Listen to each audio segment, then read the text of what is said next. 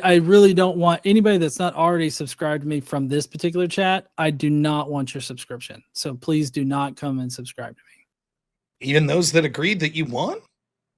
Those that are not already subscribed to me, I just would rather not have your subscription. Even if they agreed you won. It's odd. I didn't specifically say that, but what I'm saying is because I don't know who voted for me, so I don't know if they're already subscribed to me. The implication being that you assume the only people that voted for you are the ones that already subscribed for you. Nope, that's not the implication. Anyways, bye, Rob. I appreciate you all being here today for tonight's mega bloodbath. Tonight we have RobNoer versus Godless Engineer. Over the topic is Christian nationalism good for America? Rob is taking the yes. Godless Engineer is taking the no on that. This should be a fun debate. We're going to have 8-minute intros and closings. There'll be an hour open discussion. There is up to an additional hour on super chats. So up to 60 additional minutes from super chats with super chat questions, that type of thing. The audience can kind of guide the flow of the conversation a little bit here.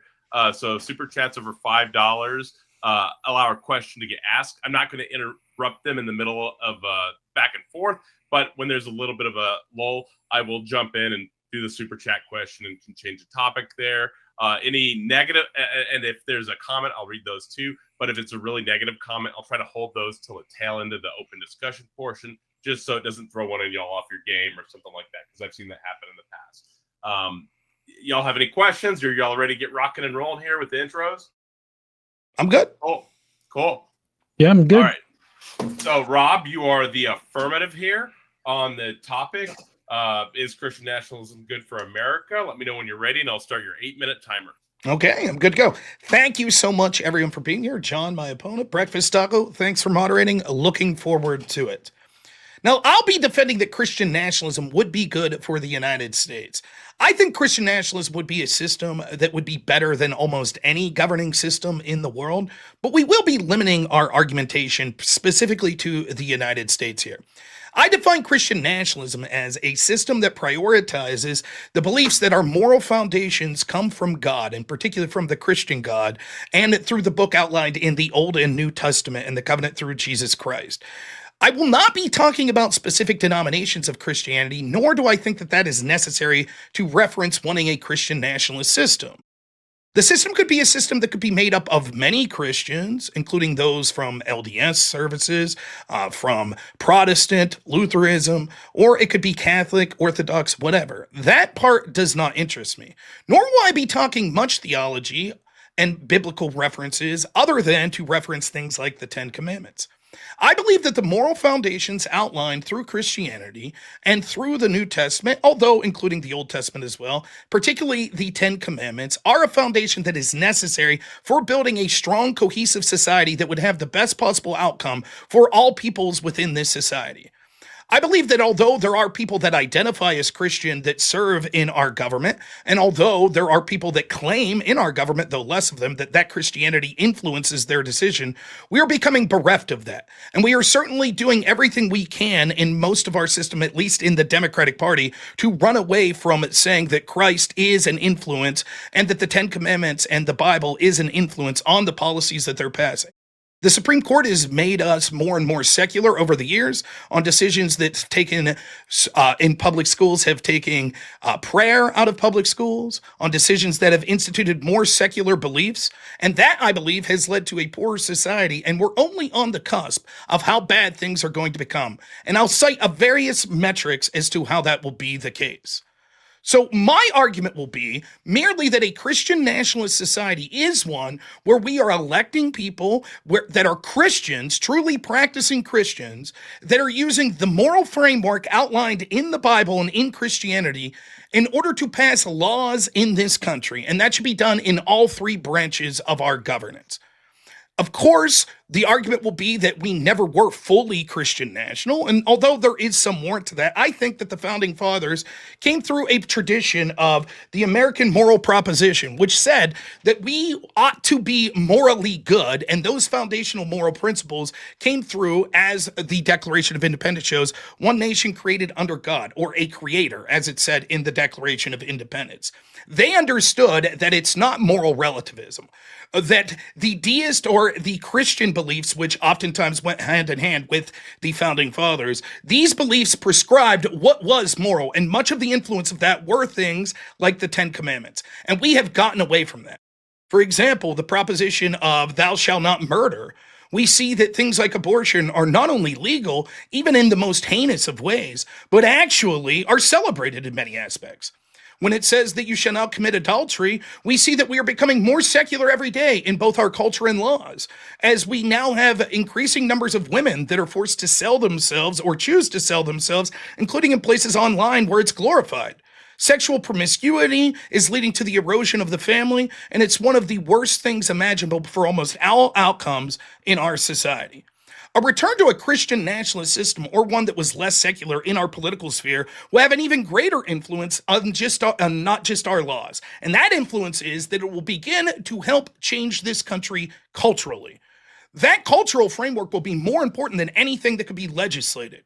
Wanting to be a good person, wanting to be a moral person, wanting to be a good Christian is more effective if you are voluntarily making that choice than being forced through government fiat and having some sort of law through the influence of imprisonment, fines, etc., to be forced to make these good decisions. Of course, none of the prescriptions I'm offering will occur overnight, but these will be slow, gradual changes that will be beneficial.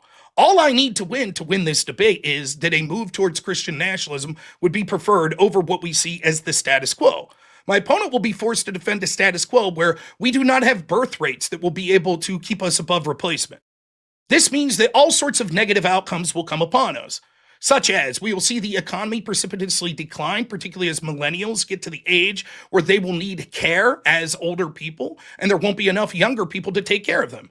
We'll see GDP decline. We'll see innovation decline. We'll see the United States lose status amongst countries that actually are giving increased amounts of childbearing. This means that the world will actually become even worse in the secularist framework that my opponent will endorse. As we see people that are procreating at greater numbers in religions such as Islam, eventually that will overtake because the secular humanists have amongst the lowest birth rates. This means if we adapt a Christian nationalist principle, which would lead to cultural Christianity taking off more, we have a chance of actually having some of the policies that my opponent would like be more likely to occur in a Christian framework than they ever would be possible in frameworks such as Islam.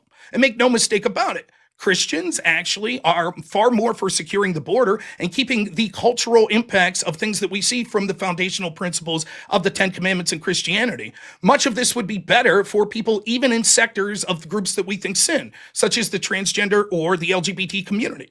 If we have open borders, which are more preferred from people that are less religious, what we'll see is we'll eventually bring in people from other cultures that are antithetical to those very values that even the secularists speak to. And so, for these reasons and many others, we need to adapt a Christian national framework that will prioritize Christian principles and the family unit. We have seen that our country has gone further and further away from prioritizing the family unit. In the 60s, a Democrat did a study looking at children born out of wedlock in the Black community. 25% of the children in the Black community at that point were born out of wedlock. The Democrats called this a national crisis. That number has reached over 70% for Blacks and is approaching that with other ethnicities, including whites as well. The family unit declining is one of the reasons that we see so much moral decay in our country and so much of the negative outcomes. Having a family unit intact as one of the best metrics that we could see for not going to prison, having a full-time job, graduating school, not being in chronic poverty, etc. All metrics show that in the United States, Christians are happier in almost all ways. in order to save lives that are killed through abortion, in order to have a replacement of birth rates that are necessary to make sure that we have economic viability, health viability, and the future of a country, in order to stop things that would be less secular, or that would hurt seculars more like Islam, we need to embrace a Christian nationalist fundamental principle. It will give us national cohesion, and it avoids what the secular humanists will decide, which is a subjective morality that in this time of great division, where we no longer share ethnicity, culture, geographic location, etc., as a country, it'll give us something to bring us together, and we should embrace it. Thanks. Thank you so much for your opening. And then John or Godless Engineer, whenever you're ready, let me know, and I'll start your 8 minutes. Yeah, is it okay if I share something? Absolutely. Okay.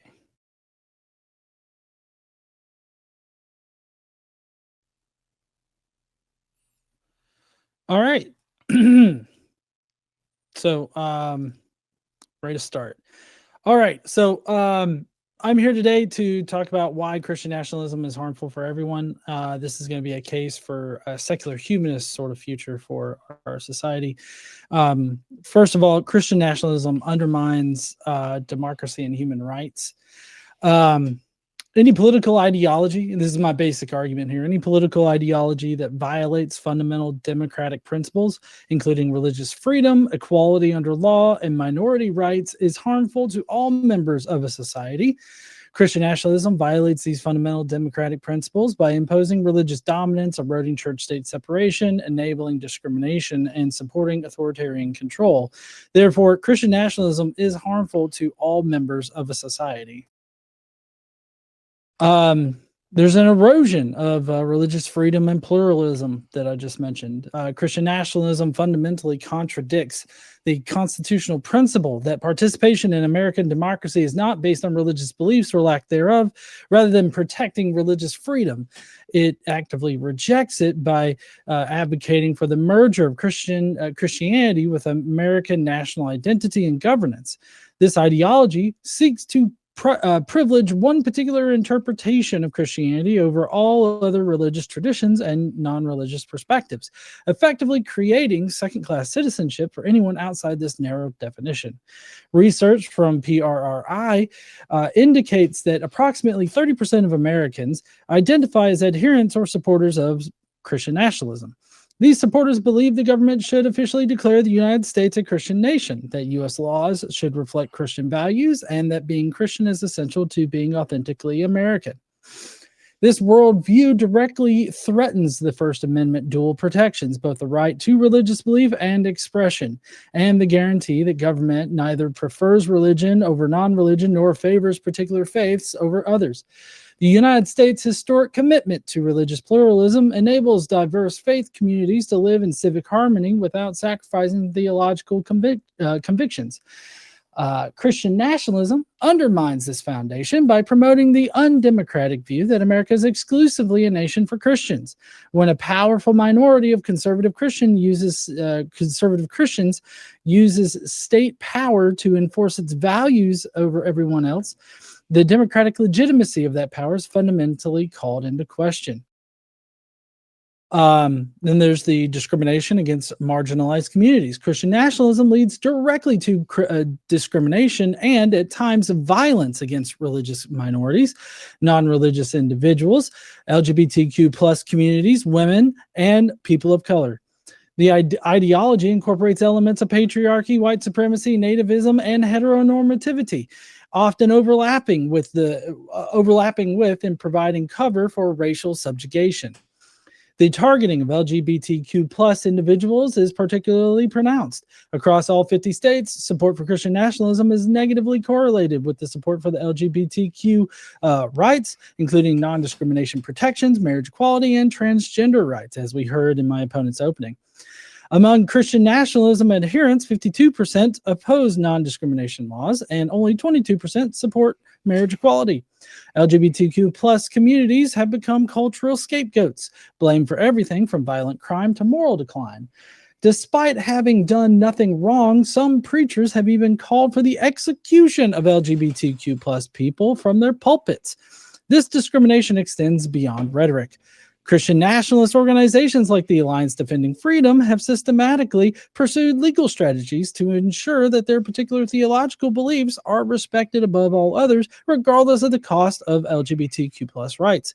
The movement has been linked to book bans targeting LGBTQ plus history, attacks on drag shows, and the propagation of baseless accusations labeling LGBTQ plus individuals as pedophiles and groomers, despite the conservative white Christian nationalists actually being the groomers here.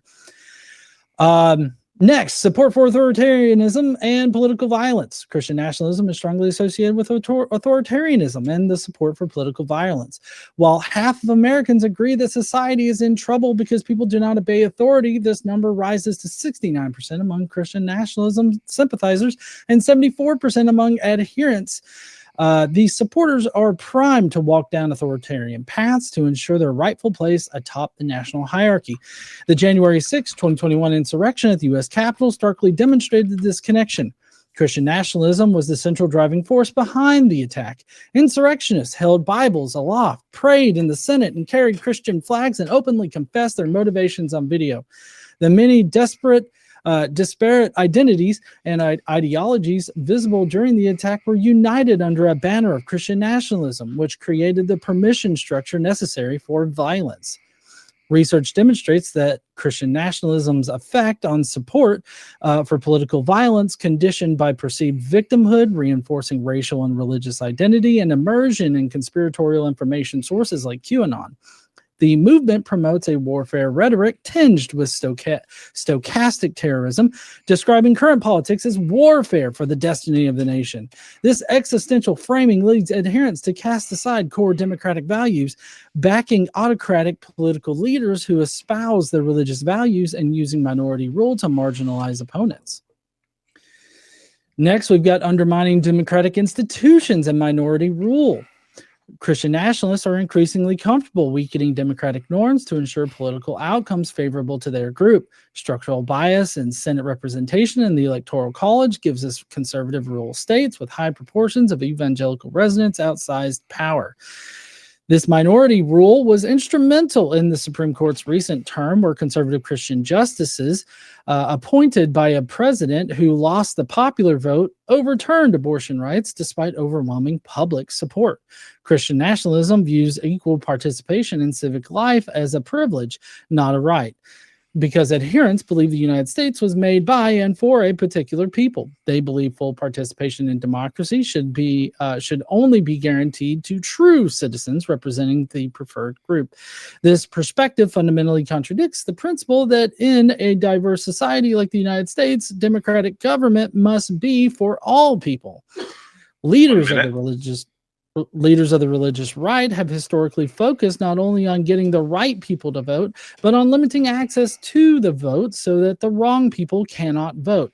Paul Weyrich, a leader of the religious right, openly stated this goal in the 1980 convention, revealing the movement's anti-democratic core. When Christian nationalist leaders challenge the outcome of free and fair elections, they do so with the full backing of their supporters, threatening the peaceful transfer of power that is essential to democracy. Probably don't have enough time to get into my solution of secular humanism. I do have a couple slides on this, and it's rather extensive here. But as you can see, secular humanism is superior because it has a foundation of reason and human dignity. It affirms inherent worth of every individual without hierarchies. It provides true protection for religious freedom, and the separation of church and state ensures freedom for all beliefs. There's equality. Okay. And I guess I'm done. Thank you for the openings, both of y'all. Let me.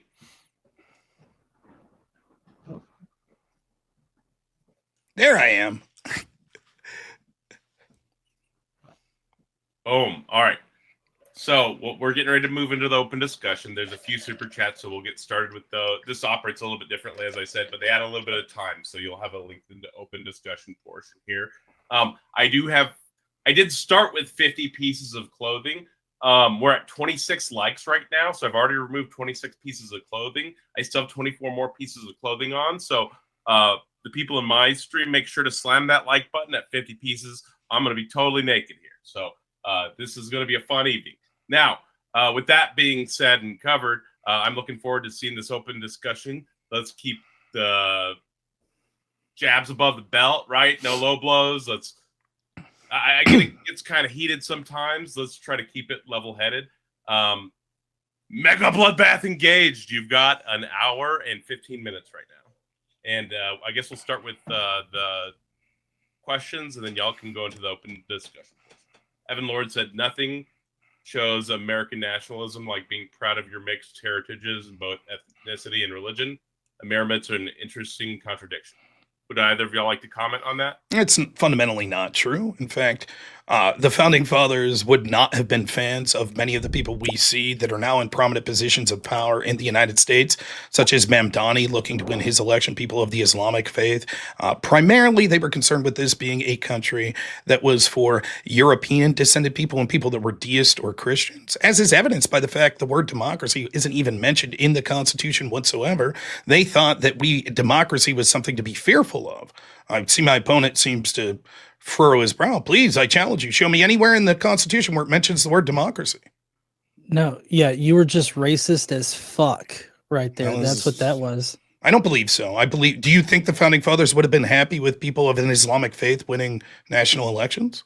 I think that I think that they would be fine with it. That's why they specifically wrote a constitution that was secular in nature and didn't require any faith tests. Can you show me ever them speaking favorably of wanting people of an Islamic faith?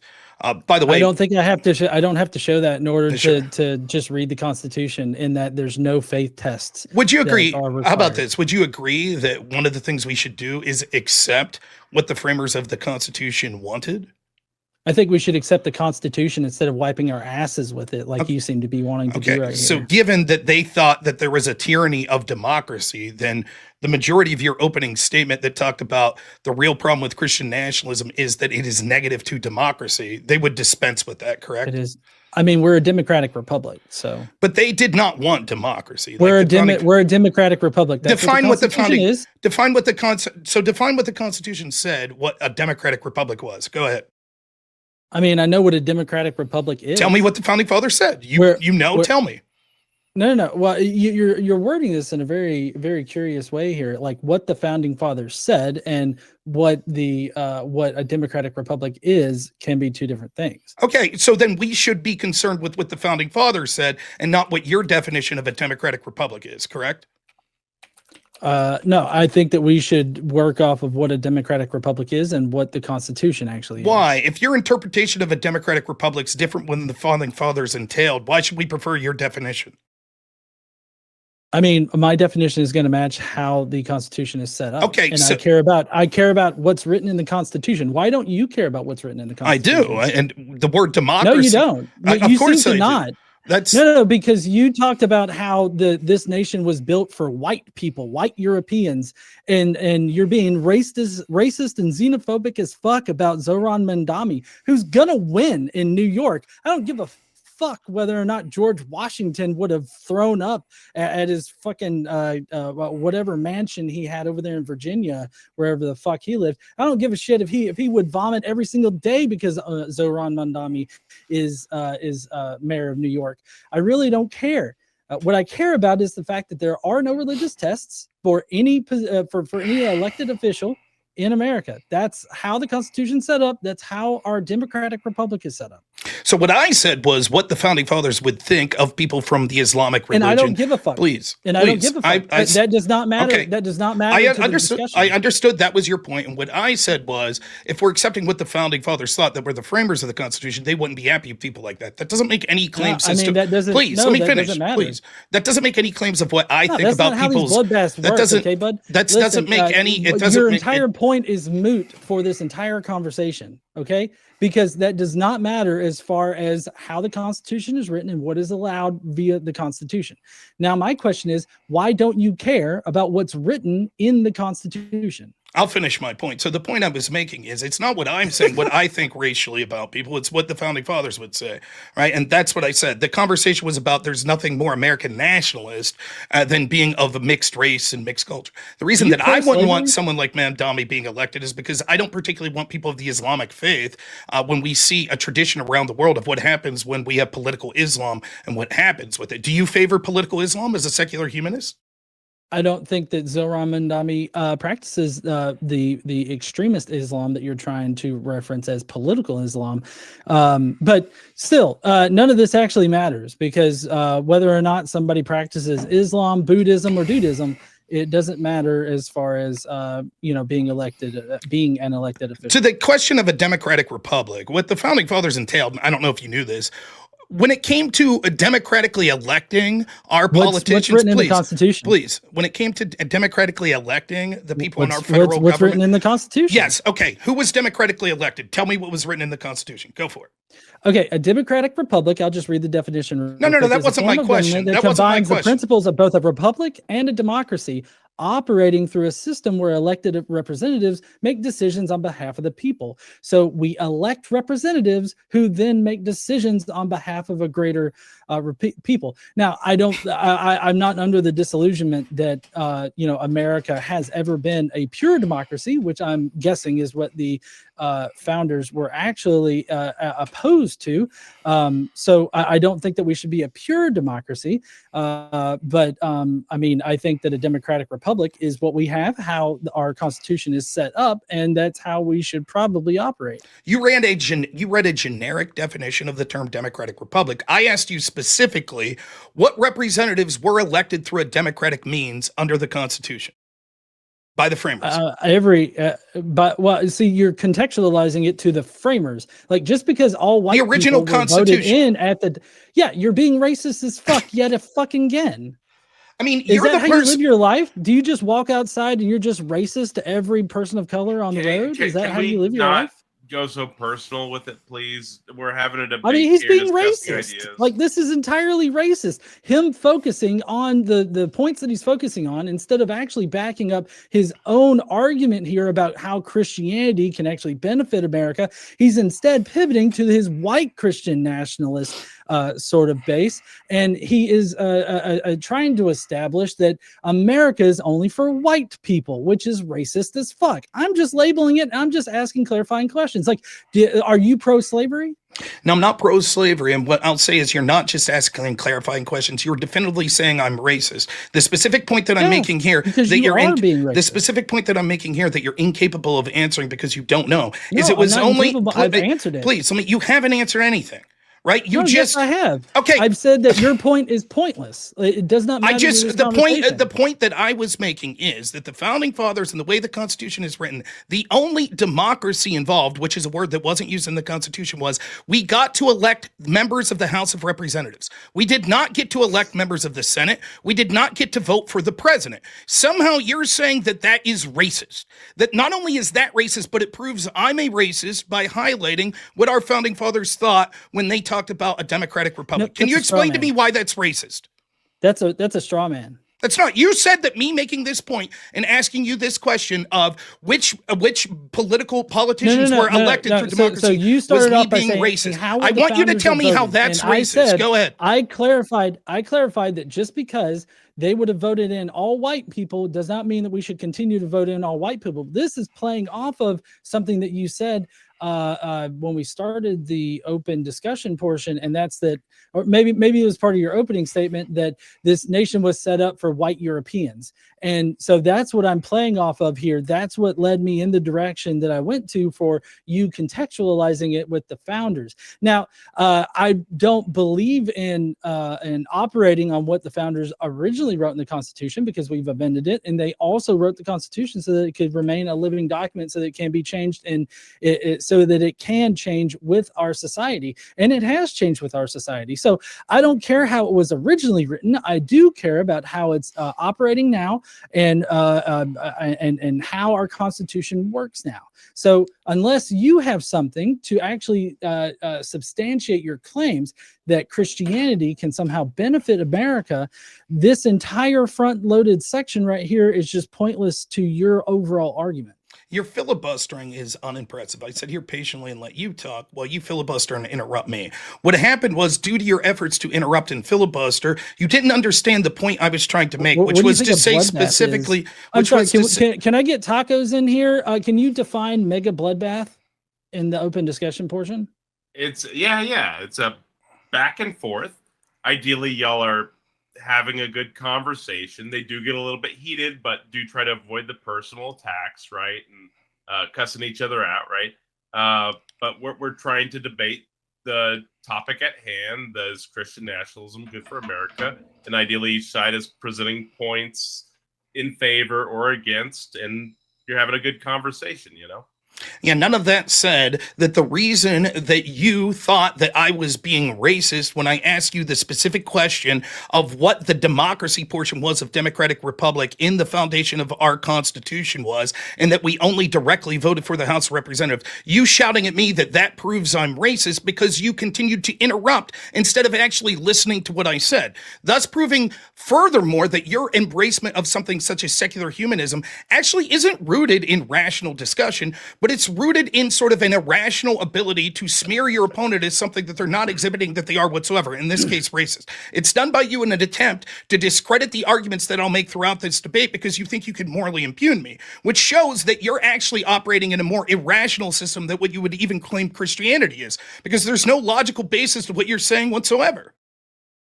Christianity supported slavery and the founders supported slavery. Do you think that we should continue to have slavery now? No, we have amendments and fought a war over slavery. I asked you okay, specifically. Then why are we fucking talking about what the founders originally wrote, how they originally intended anything? Why do we even care about that fucking point? Because you answered in the affirmative when I asked you that you thought it was important that we went with what the Constitution and the framers intended. No. Yes, that's what you did. If I said what the framers intended, as far as the framers intended a living document to change over time. That's what that is. You are trying to, I don't know, are you an originalist? Like, you think that we should only do things that the framers would do? Like, I'm totally confused by your entire opening. No, I asked you specifically how important you thought the foundational document, the Constitution, and the framers were, and you said that that's something we should follow. And then that's when I said, and that's real quick. Let me finish. You were bringing real quick, and that's why I said. That's why I wasn't. They would have voted. It is not irrelevant. This nation was meant to. Please let me finish. I'll refresh your memory of how this came about. I then said, well, seeing as how you keep using the word democracy and it wasn't written in the foundational document, like you would agree. It have to be written in the foundational documents because it's described in the foundational documents. Okay, so let's ask you this. You seem to think democracy is very important, yes? I mean, we have a democratic republic, and I believe that's important, yeah. But you talked about the importance of securing democracy, i.e. all of us having a vote, correct? Yes. Okay, so then, for example, if the majority of this country were Christians and voted that they wanted Christian theology to be part of our country, why wouldn't that be anti-democratic to say that they're not allowed to do that? Because the Constitution in the First Amendment says that you can't promote one religion or another, over another. So that would be a violation of the First Amendment. So then you would say that democracy doesn't matter in that effect. That authoritarianism of the government saying you can't do this is okay. The Democrat, that's probably. I mean, people can vote for it, but the fact that the First Amendment precludes it means that vote is in vain. Okay, but it doesn't mean that they can't vote for it. They can vote for it all they want to. So what exactly did I propose that the First Amendment wouldn't allow in my version of Christian nationalism? I mean, I took notes. I've got like a fucking fuck ton of notes here. I guess I'm not like elected officials. It seems to me like you only think that there should be a faith test for office. Is that correct? No, that's not true at all. That's not true at all. You think that elected officials should base laws on the Bible, which in some sense seems to indicate that they should be Christian. I believe that our policies that we put forth should be rooted in the moral foundations of Christianity, and we should promote Christian leaders. We should push Christian leaders into positions of power to enact laws that are based on that. And seeing as how Christians are the majority of this country, that wouldn't be anti-democratic, nor am I aware of anything. Let me real quick, nor would there be anything in the Constitution that I'm aware of that would make this illegal. Yes, it would be illegal. What part of that's illegal? We're not First allowed to Amendment. openly be Christian and say Christianity influences our political decisions if we're in office? No, you could say that, but if the entire reason why you're making a law is because the Bible says, then that would be a violation of the First Amendment. That's not true. Tell me where it says that I can't do that. I mean, you can't promote one religion over another. So like if you have a law and the only reason why that law is because of the Bible, that's promoting one religion over another. Would you acknowledge that my religion would just be my moral foundational principles? I mean, you could say that your foundational principles are influenced by that. Yeah, sure. Okay, when you want a policy passed, is it because of your moral foundational principles? I would say so, but my moral foundation is supported by reason and evidence, whereas the only evidence that you have is the Bible says.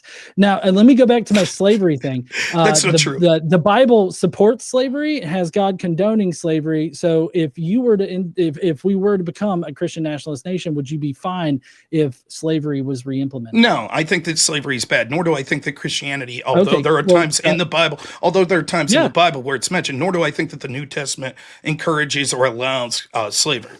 I don't believe that's the case. Oh yeah, Zoran Mondani, projected winner. Fuck yeah. Okay. Anyways, Christian nationalism. Anyways, the fact that you say that you're based in rationality, I think this debate already shows that's not the case. You've already been spurging out that I'm a racist with no evidence whatsoever by merely talking about the founding fathers. I made my evidence clear. My evidence was you said that this nation was set up for white Europeans and for Christian people. It's true. That's white Christian nationalism, which is racist inherent. That's not even what I said I embrace. We were talking about a tradition of what it meant to be an American and being mixed race. And I said the founding fathers wouldn't have seen it that way. That's all I said. I didn't say that there is no part of me whatsoever that would embrace any sort of ethnic requirement whatsoever to be not only in this country, but to be a politician or even at the highest positions. In fact, the person I supported for president was Vivek Ramaswamy. Suggest a different way for you to approach this? Because maybe you should have approached it like, now this is how the framers or the original founding fathers would have seen it, but this isn't necessarily my view. They set it up to be a white Christian nationalist nation. Otherwise, it came across as you saying this nation was set up as a white Christian nationalist nation, and that's how it should remain. That's how it came across. I appreciate the advice. May I give you some advice? Instead of assuming what someone's doing and spurging out and screaming over them that they're racist, perhaps listen to what they're saying before you make those proclamations. Now, you make this point about spurging out. I don't know why you're trying to project onto me like you this. make this point about democracy. When gay marriage was passed, was that democratic? Was there a democratic vote on that? It was done through the Supreme Court. Okay, but that's not democracy. I mean, it's part of our democratic republic. We've got 3 branches of government. The Supreme Court, it's clearly set up in the Constitution that the Supreme Court makes a ruling and that ruling becomes law. So you would say that if the court rules on something, even if the majority of people don't like it, that's okay? That's still democratic? I mean, but the majority of people are fine with it. But they weren't at the time that gay marriage was legalized. So was that authoritarian? Sure that. No, that's definitely true. Let's see. Hold on. Let me just double check this real quick. Was marriage equality supported? While you look at it, you don't have to talk as you don't have to talk as you type. Because this is like really easy to like look up. And I mean, you don't have to talk as you type. That's okay. But while you do that, I just want to get some clarification that even if the majority of people were against something, if the court rules on it, you say that's okay. That's not authoritarian or anti-democratic. A simple yes, no, or will suffice. No, I don't think that it's authoritarian because it's ruled by, our 3 branches of government. Okay, so when you said like, that in that case, like the Supreme Court rules that marriage equality is legal, right? And so let's say that everybody doesn't like it. Well, then they vote for their respective representatives, and their representatives get into office, and then they change the law because that's what the Supreme Court does. The Supreme Court interprets the law that's on the books and says what is legal and what isn't legal, right? So they change the law in the government so that it will become illegal. So then when you said that the Supreme Court overruled Roe v. Wade and that was authoritarian, marriage equality was supported by a majority of Americans. Let me finish. It was legalized nationwide in June 26, 2015. Right? Let me finish. So when you said that when the court overruled Roe v. Wade and the majority of people didn't like that and therefore it was an authoritarian, you misspoke in your opening statement? I didn't actually mention Obergefell, but Can I you would bring say up? that Can you bring up your slides again, I did. please? Okay. You specifically said that the majority of people were for abortion rights, and it was authoritarian that the Supreme Court overruled it when the president hadn't won the popular vote. That's what you said. Correct? Hold on, I'm pulling it up. Let's see. How do you not remember what you wrote? Because there's a lot on this fucking presentation. Well, you don't know off the top of your head whether or not that's a claim you would have made? No, I don't know the specific wording because you're being very specific Well, about this isn't it. the specific wording's not relevant. Today. Okay, if the specific word, well, then it should be fresh in your memory. The specific wording's not relevant. It seems to be that you intuited that it was somehow authoritarian for the Supreme Court to overrule abortion because the majority of people supported it. That's what you said, right? I'm still looking it up. I mean, this is troubling that you don't even know what your own position is. You have to justify. No. You're straw manning me at every at left and right here because I already told you, and if you'd quit being disingenuous, that I'm looking up the very specific words that I use so that I know whether or not to correct myself. That's not true. Okay? That's not true. You know the spirit. It is totally you know true. the spirit. That's exactly what I said. You know the spirit of what you said. And so I'm asking, you shouldn't have to look that. I know the spirit of everything I said in my opening statement. I just wrote it today as well. In fact, it was just 4 or 5 lines on a piece of paper. 4 to 5 lines on. Yeah, you want to see it? Okay, I can show you. No, I just wrote like flashcards. Right, and I obviously came more prepared than you. It does not show it. You don't even know what your opening statement said. No. I do know what my opening statement said. I don't have it memorized. God damn! Like, how fucking petty are you, Rob? Okay, well, you say this then. Really regardless of what your opening statement said, let's take a step back. So why don't you clarify your position, John, and then let's go back into the topic. I've got a few super chat questions, so we can look at one of the super chat questions, and then get back on topic. I'll just say this. I'll ask this. Maybe we get it. Regardless of what your opening statement said, fine. Will you acknowledge that if I had heard, rather correctly or erroneously, that you said it was authoritarianism and anti-democratic for the Supreme Court to overrule Roe v. Wade because of the fact that the majority of people would have been against that, that's incorrect? That's not what you actually believe. Is that fair? So I said the minority rule was instrumental in the Supreme Court's recent term, where conservative Christian justices appointed by a president who lost a popular vote overturned abortion rights despite overwhelming public support. So what this is undermining democratic institutions and minority rule. And this is not about authoritarianism. So no, I did not call it authoritarianism. Okay, but how is this undermining democracy if you just explained to us thoroughly, even if democratically people would vote against a position, the Supreme Court ruling on it, in fact, any of the 3 branches doing anything, is part of our democratic republic system and therefore wouldn't be anti-democratic? It seems that you've contradicted yourself here.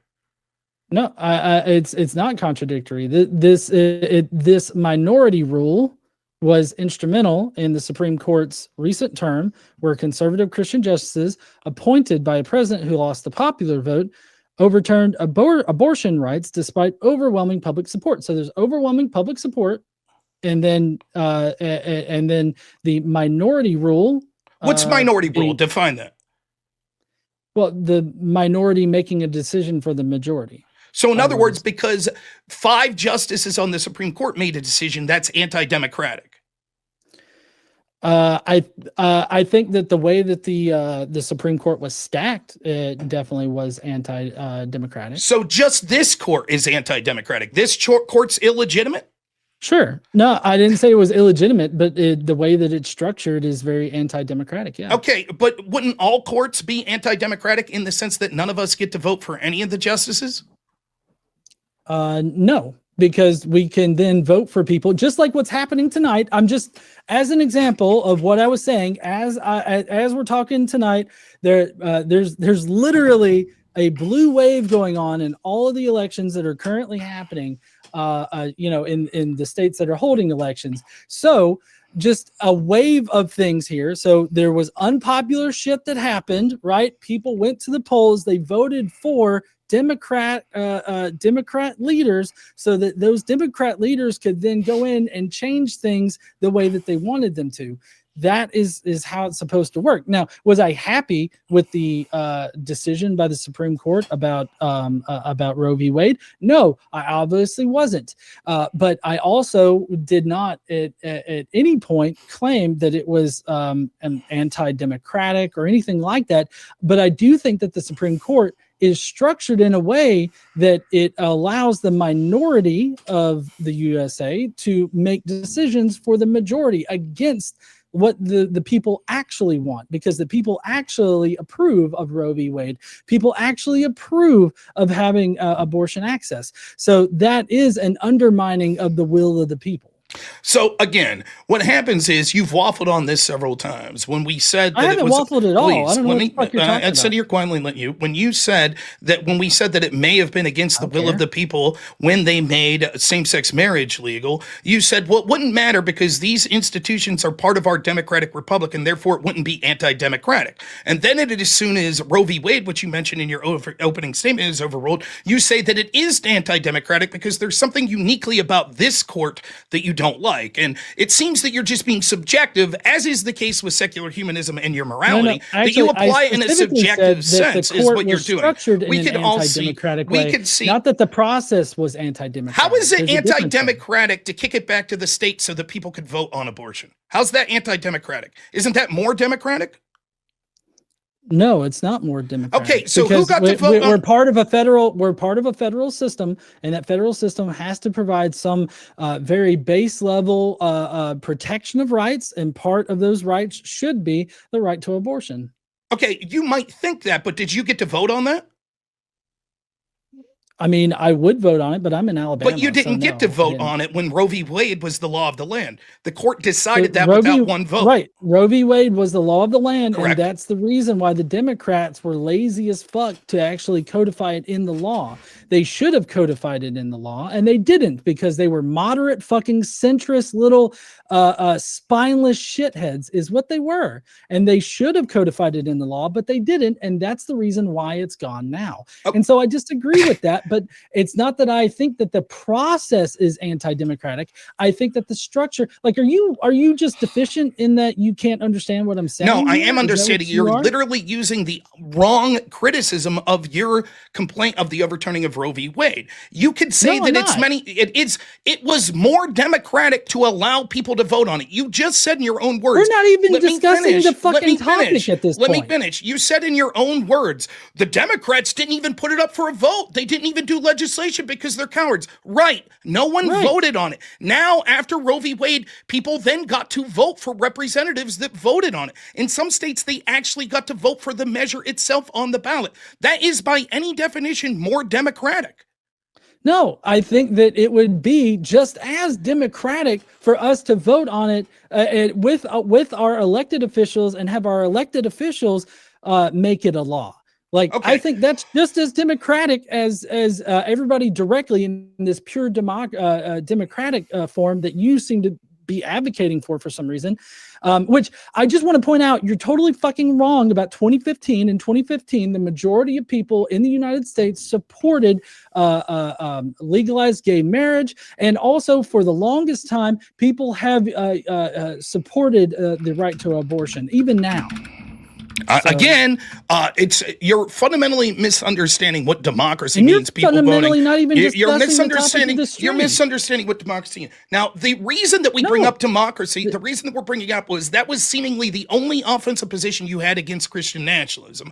I talked about how Christian nationalism would be important to solve birthrights. I talked about how it'd be important for cohesion, how it would be important for sort of the majority opinion, how it would be important to solve things like abortion and other things that are immoral and would lead to a happier society that that Christians tend to be happier in the United States. Do you- Your attack, do you think real women quick, treated as real property quick, is? your Do you think attack, women being treated your as attack property against that is was happening? your attack against it was authoritarianism, violence, and anti-democracy. We've dispensed with the democracy bullshit. Okay. No, we haven't. Okay. Yes, I mean, we I don't think certainly that it's. have. I don't think that it's central to the topic at hand. You seem to be wanting to make it a central topic, but If the majority no, I of mean, people in this country are Christian and vote to want that religion to be the foundational principles of the laws that are passed, why wouldn't it be anti-democratic to not allow them?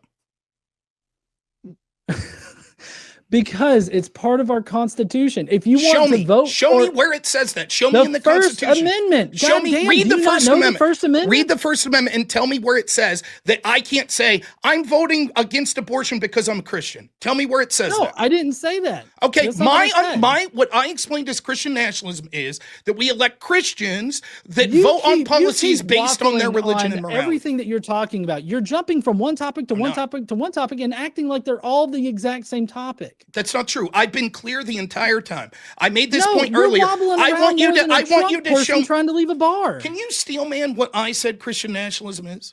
What my interpretation of it is? Can you? Fuck no, I can't. Right, because you're not listening.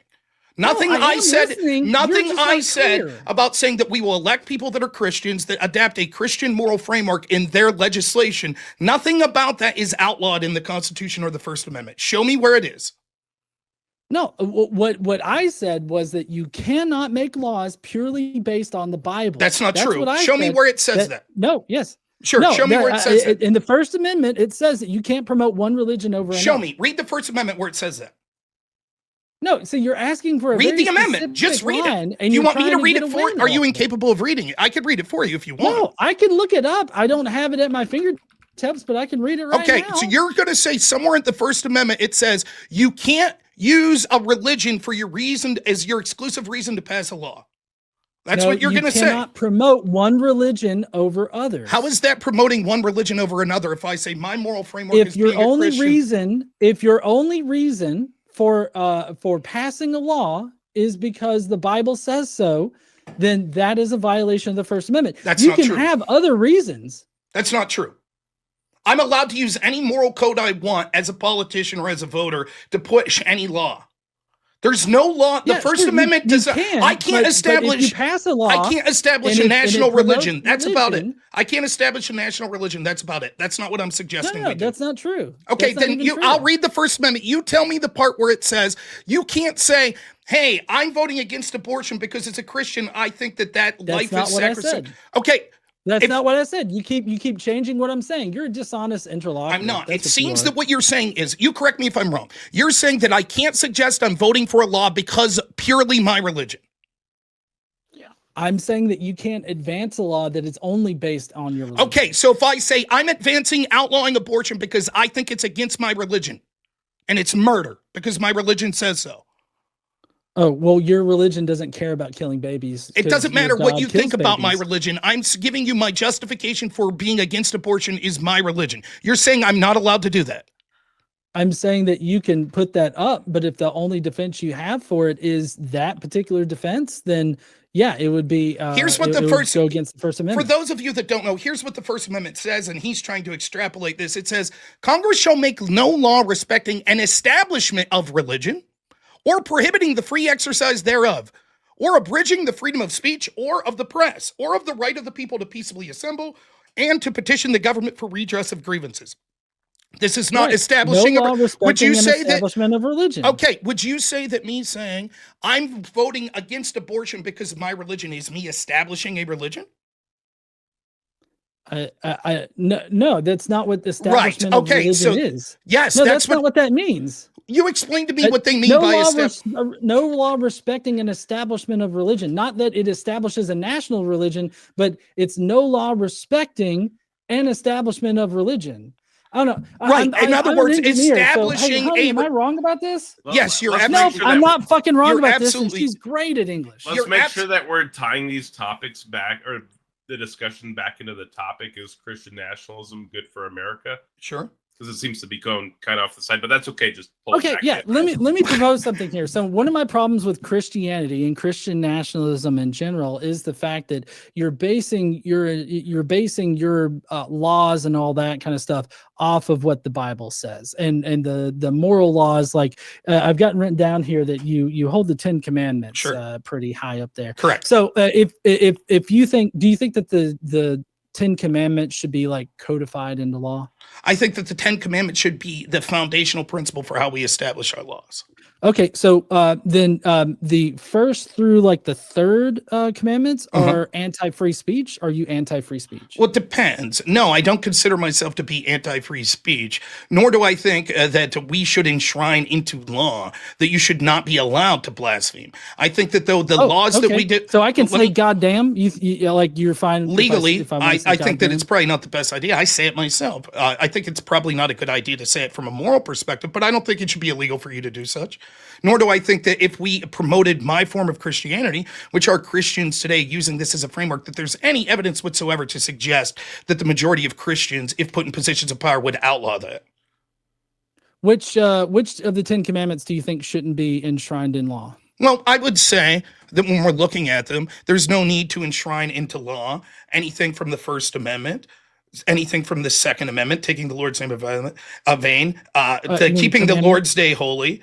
I didn't have a problem. In fact, we often did that. Like, for example, in my state of Pennsylvania, we often said there were a lot of things you couldn't do on Sunday, which was rooted in sort of the idea of the Lord's Day, and taking off. So I didn't really have a problem with that. I don't think we should enshrine. A violation of the First Amendment? No.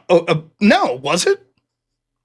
Like when liquor stores were closed in Pennsylvania on Sundays, is that a violation of the First Amendment? You tell me.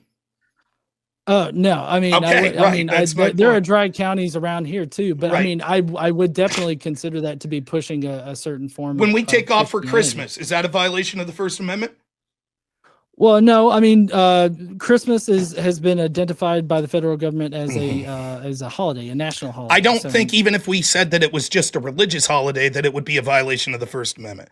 I think that "you shall not kill" should be the foundation of our legal system. Hold on, wait a second. We've totally passed over those first three. And I just went through them. I went through them one by one. I know, I understand that, but you said that the 10 Commandments should be the basis for all laws. But then you're skipping the first three. I didn't skip. I said that there's no need to enshrine it within law. Okay, but I don't think we need to make it illegal. If those should inspire law, then how are you dismissing them? I think that the legal system is designed for us on earth to have a system that allows us to live in a harmonious way. I think there are certain things that we could say God says are immoral that aren't necessary to make illegal, such as taking his name in vain. However, things like murder are something that we should say that both should be immoral and should be illegal. That is absolutely answering your question. Now, I'll turn the question to you. What was my Where question? is your framework as a secular humanist? Can you still man my question? Yes, your question was, why should we not have, if I say this is the moral foundation for our law, why should these first three not be a law? I directly answered that by saying that just because I'm saying the 10 Commandments are the moral foundation for what should be law, it doesn't mean that everything outlined in the 10 Commandments needs to be illegal. There are things that could be there that are immoral that wouldn't justify us saying as a state may be illegal. Arbitrarily throwing out the first 4 commandments. I'm not arbitrarily throwing them out. I'm saying not everything that is a sin needs to be made illegal. But the things that we are going to say are legal and to codify into our legal system should be grounded on the morality that we see from the 10 Commandments. Okay, now, where's your legal system come from with secular humanism? No, hold on. I'm not done questioning you. I don't care if you are. I asked you a question. I asked you a question women as property. The 10th Commandment does not issue women as property. It says you shall not. Number 9 says you shall not cover your neighbor's wife, and number 10 says you shall not cover your neighbor's goods. If you're assuming that goods means wife, then why does 9 say wife? You're working off of the Catholic version of it. I'm working off of the real version of it. What version are you looking at? NRSVUE. Okay. So what's the 9th Amendment or the 9th Commandment? You shall not bear false witness against your neighbor. What's the 8th? You shall not steal. Okay. I guess go through all 10 then. I'm looking at a different. I'm looking at the Catholic churches. Because later people have come back and separated out that so that women aren't listed as property, but they are listed as property. So the 10th commandment in its original form that the Hebrews wrote was, "You shall not covet your neighbor's house. You shall not covet your neighbor's wife, male or female slave, ox, donkey, or anything that belongs to your neighbor." Grammatically, this is lumping in women as property, which actually matches what... I disagree. The 10 Commandments, so the 10 Commandments that I'm looking at separates wife. Secondly, even if we take it in that, it doesn't assume that I'm saying that the neighbor would be the property of the husband. I do think that there are Christian beliefs of what a marriage is and what a man and woman's role is within that. Nonetheless, where do you get your framework for our laws and secular humanism? Yeah, it's based in reason and justification for the rights that we have. When does life begin? That would be it. Life begin? That would be different than when you consider somebody a person. Okay, when would life begin though? Can you answer that question? I mean, I really can't tell you when something would be considered alive. When does someone become a person? I would say somebody becomes a person when they can live like on their own outside without being dependent physically on the mother. Do you believe that people have the right to life under your moral framework? Sure. So then you would be against murdering someone that's innocent? Sure. Okay. When should abortion be allowed up until? Up until 40 weeks, like the entire time. So 2 days before the due date, we should be allowed to have abortion? Sure. I don't think that that's rounded in rationality whatsoever. I think that's monstrous. No, yes, it is. I think that's against the 10th Commandment. And my position is based on the data, and the data shows that later term abortions, like you're talking about, are only done in cases of medical necessity. They are not done like when if somebody is pregnant and they're looking to actually have the baby and they reach the 40-week mark, they are intending to have the baby. The only reason why you would want to have an abortion at that point is because of a medical problem. And this is what the data shows. Now, the reason why later term abortions end up happening now is because you have so much legislation that is closing abortion clinics, and women are not able to get to either to any kind of abortion or pregnancy services in time in order to have it in an appropriate time. If we made abortion illegal and there were more areas in which were served with abortion and other pregnancy and sex services, then you would not see later term abortions happen unless it was a medical necessity. Okay, first off, that's not true. Second, it's irrelevant. So we could get into the data. It's not true. It's not relevant. It is true. It is not. It is relevant. It is not. And you filibustering, talking over won't change the fact. The reason it's not relevant is such. It doesn't matter if it happens or not. You're saying that your system of secular humanism would establish law through a code of morality through rationality. So it doesn't matter if people use this or not. You're saying they should be allowed to. That's what you just said. So it doesn't matter if no one ever does it. You would make it legal to murder a baby in the womb 2 days before the due date. Yes. That's what you said. It wouldn't be murdering a baby. Yeah. You would it be killing the baby? I mean, it would be killing something, but I mean, it's no different than a miscarriage. So then it's a completely irrelevant discussion as to how women do this. All that matters is even if a woman said, I just don't feel like this baby anymore, 2 days before the due date, you'd still say that your system does not happen. It doesn't matter if it happens. You would say if that did happen. No, yes, it does happen. Those are extremely rare cases, and it should be legal. I would personally disagree with it, but the law should allow abortion the entire I don't think that that's rational whatsoever. I think that almost every person engaging in rationality. I mean, you believe a dead Jew resurrected from the dead. I don't care. So you don't need to be talking about rationality. You can insult me all you want. You are making a specific claim to rationality. You're saying that Right. you don't have subjective moral principles, that yours comes through debate and rationality. It is No, I clearly didn't not say the it wasn't case. subjective. It is clearly not the case when almost didn't say any it wasn't rational thinker, subjective. please, it is clearly not the case when almost any rational thinker could It see is that it is subjective, but it's absolutely not monstrous. arbitrary. It's absolutely monstrous to say that a baby 2 days from the due date, which has almost no biological difference then after that breach 2 days later, should be allowed to be killed. That's monstrous. No, I'm. Yes, it is. So allowing the pregnancy, allowing abortion the full time during pregnancy allows for those later term abortions that are necessary, are medically necessary for the health of the mother. The Guttmacher Institute says that when it comes to late-term abortions, that actually a huge percentage of them are done from elective reasons and not for the well-being of the baby or the mother. Not realizing I have the pregnancy. no idea what that is. Is that like a right-wing think tank No, that the you like to blow Guttmacher, sometimes? the Guttmacher Institute is one of the most prolific pro-choice institutions in the world. Let's see. Let me do some Guttmacher Institute double-checking data on you indicates here. that most late-term abortions, typically defined as those 20 weeks after, are elective and non-medical in nature, rather than primarily driven by severe fetal anomalies or immediate threats to the mother's life. This is based on the Guttmacher's 2013 study, published in Perspectives in Sexual Reproductive Health, which I Wait, apologize. what are they defining as later term? 20 weeks or later. Yeah, exactly. So that's where it's happening at. So this is exactly what I was talking about a second ago. In areas that are underserved for pregnancy and abortion services, women are unable to get to a suitable place to have the abortion, and so they end up having these later term abortions that occur 20 weeks and after. What you're talking about is closer to the 40-week mark, which is only done in cases of medical emergency. And the thing is that you shoot yourself in the foot here by outlawing abortion services and causing women this delay in getting those kinds of services.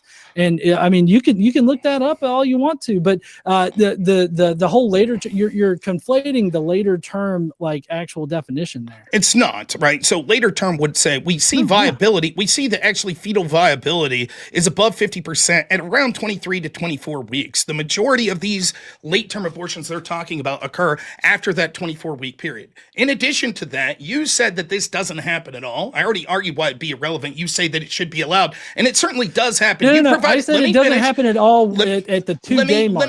People electively at the 2-day mark to deliver finish my point. Now, my point of this is that you would be able to see that actually, I'm tired of you talking about it, so I'm just going to talk over it. That's fine. Now, to be fair, moderator, he's been allowed to talk over me the whole time, so I'm going to start returning the favor in kind. That seems only fair. And so if that's going to happen, if that's the point of bloodbath debate, then I'll be able to talk over him as much as he's talking over me. It doesn't matter to me. So I'll be able to do this and talk over him the whole time. That's what we were told the point of mega bloodbath debate is. So I'm going to... And then John can respond, and then I'll bring up a super chat. Actually, two, because one's on this topic, and then pull it into a new topic. And make sure that you tie this back into the topic at hand, is Christian nationalism good for America? Okay, so the point I'm making is that you have no proof whatsoever that that doesn't happen. In fact, I could bring up an article from The Atlantic of an abortion doctor who talks about how he's given these very late-term abortions, and almost none of them are done for reasons of health of the mother or health of the baby. He does them for elective reasons, including one time doing someone at a very late pregnancy because they didn't like the gender of the baby. The point is, it's irrelevant as to whether or not it happens. He just doesn't know the data. He's just asserting it. But the point is, he would make it legal. Now, what I'm trying to say is I'm providing a moral framework for the laws I want, and I've provided the only case for affirmative reasons why that's good: to increase birth rates, to increase social cohesion, to increase things that I think are sanctity of life like abortion laws, to increase Christians are happier, they have more economic success, they're less likely to go to prison. It promotes family values, which is better in health, mental health, physical health, economic health, innovation for the country. I presented all of these go untouched. He's only made a couple claims against my form of Christian nationalism. One, he said it's anti-democratic. Yeah, because you're jumping all over the fucking place, Rob. He then argues, right, that he accepts that the majority of the country is Christian, and therefore it would be anti-democratic if we said that they couldn't embrace their religion. He says that that's true because of the First Amendment, and yet it's clear that the First Amendment doesn't say that they wouldn't be allowed to use their Christianity to vote. And so he's given no offensive reasons whatsoever other than saying secular humanism good, which we've already shown isn't rational by the fact that he wants abortions to be legalized 2 days before totally the baby is born. No, that's all total. Like everything that I have supported and I have said is totally rational. Everything that Rob just said was a total misrepresentation of the conversation that we've been having. When I said that, when I said most of the things about the later term abortions, it was in the context of like, 2 days prior to the delivery and all this other stuff. Like that's the context of that, not the grander definition of later term abortions, like he was saying. To which I then explained what that was actually about. And that's the fact that people like Rob limit the access to abortion services so that women have to travel farther, and that ends up with them having to get later and later abortions. So he's only shooting himself in the foot and causing those abortions to happen, as opposed to actually preventing the later term abortions from happening. So Rob is the problem in that particular section. Now, to address his whole quality of life and quality of society stuff, I haven't even been able to address it because Rob's been bringing up just randomly random things that have no bearing on any part of his argument, really. And how I would respond to that is the fact that just because you're forcing women to have children, just because you want to force women to have these large families, does not necessarily translate to a happy, healthy society. We actually do have plenty of markers for what makes a happy and healthy society. And I think that a happy, healthy society would be, or at least a happier and healthier society would be one in which families that want to have children do have children, and those that do not want to have children do not have children. That's how you have a happy, healthy society that has low crime rates as well as low poverty rates. And so I think that Rob and generally Christian nationalists, when they bring up the whole reproduction number or whatnot, typically they're totally neglecting the fact that immigration happens and just people come in and out of a country, people move from one place to another and all this other stuff. So like he's totally neglecting that aspect of society that would definitely compensate for any kind of lowered birth rates or anything like that. But I think that the lowered birth rates are not necessarily a bad thing, because I think that what that means is that the people that want to have children are having children, and that ends up promoting the family unit that Rob seems to be very focused on here. And also I'm trying to go through the list as they're coming up in my noggin here. Rob was mentioning the weakening of the family unit and all this other stuff. Rob thinks that it's only one man, one woman, and like 17 kids or something like that, and probably the dad with a few concubines on the side, that make a happy family. But in fact, there are multiple different versions of happy families: 2 men, 2 women, mixed races. I know that might make you a little mad there, Rob, but mixed race families can actually exist. The newer version of these like I forget what kind of. Let's keep attacking the arguments, not the people, please. Okay, well, I mean, it seems to be pretty much part of the white Christian nationalist agenda to disparage people of color. So I guess I was just assuming there, making an ass out of you and me. So I don't know. Yeah, I've what did you call it? Filibuster? I filibustered enough there. Good, and then I'll feel free to actually make a bunch of points myself. So going in reverse order, the idea of calling me racist or anything is nonsensical, and again belies the rationality that he's claiming to have as a secular humanist. The idea that he says that we would force people to have babies, well, even he would have to agree that a secular humanist, all of them would probably agree, or if not, it would prove that the moral system is a failure, that we shouldn't allow for the killing of innocent people. But certainly a secular humanist could say that they dispute what other secular humans say when is viability or when we consider someone a person. He would have to agree to that. So it's not the idea that I'm forcing people to have babies. He has a subjective interpretation of when humanity is. It turns out that science disagrees with that. They say that life most likely begins at conceptions, and certainly those that disagree say that it happens shortly into a pregnancy. In fact, most would say by 14 weeks, almost all science would say that this is what we would consider a human life, right? The idea that he wants to have a subjective interpretation that means even up till the day of the due date that we should be allowed to exterminate this life shows that he is actually on the fringe and actually pushing something that should be against his own values, which is murder. This is why we should embrace a Christian framework that says that we shouldn't advocate murder. He says that this will lead to a bunch of later term abortions,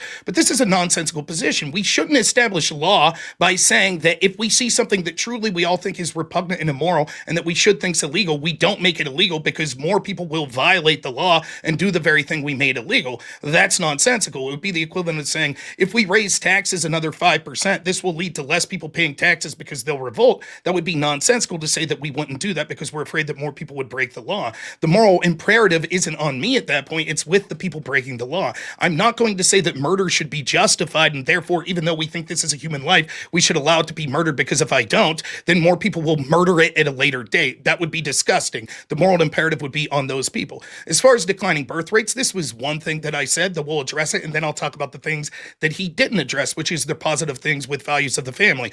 Declining birth rates will not be solvable by mass migration. What we see is that it will lead to cultural clashes and a lack of cohesion, and he doesn't contend with the fact that ultimately what we'll see, as we're seeing in some European countries like the United Kingdom, that we're going to import people from cultures that are actually going to be worse off from the very people he's claiming to want to stick up for, such as those in the LGBT. As we bring in more people from around the world that don't share his progressive ideology, they're not going to be as generous as the current crop of Christians are. And they're going to say, not only do we think things like gay marriage shouldn't be allowed and are we against anti-discrimination laws, but we will actively abuse and potentially even physically harm people that are homosexuals. He doesn't have any contention with this, nor does he have any evidence that mass importing these people will be something that would be beneficial in the first place. This will lead to a global society, and this globalism will be a return to neo-feudalism. That means there will be haves and have-nots, and the middle class will erode in this country for not just people that are Christians, but also for people in the LGBT community and elsewhere. He has no evidence whatsoever when we see that the birth rates that are actually increasing around the world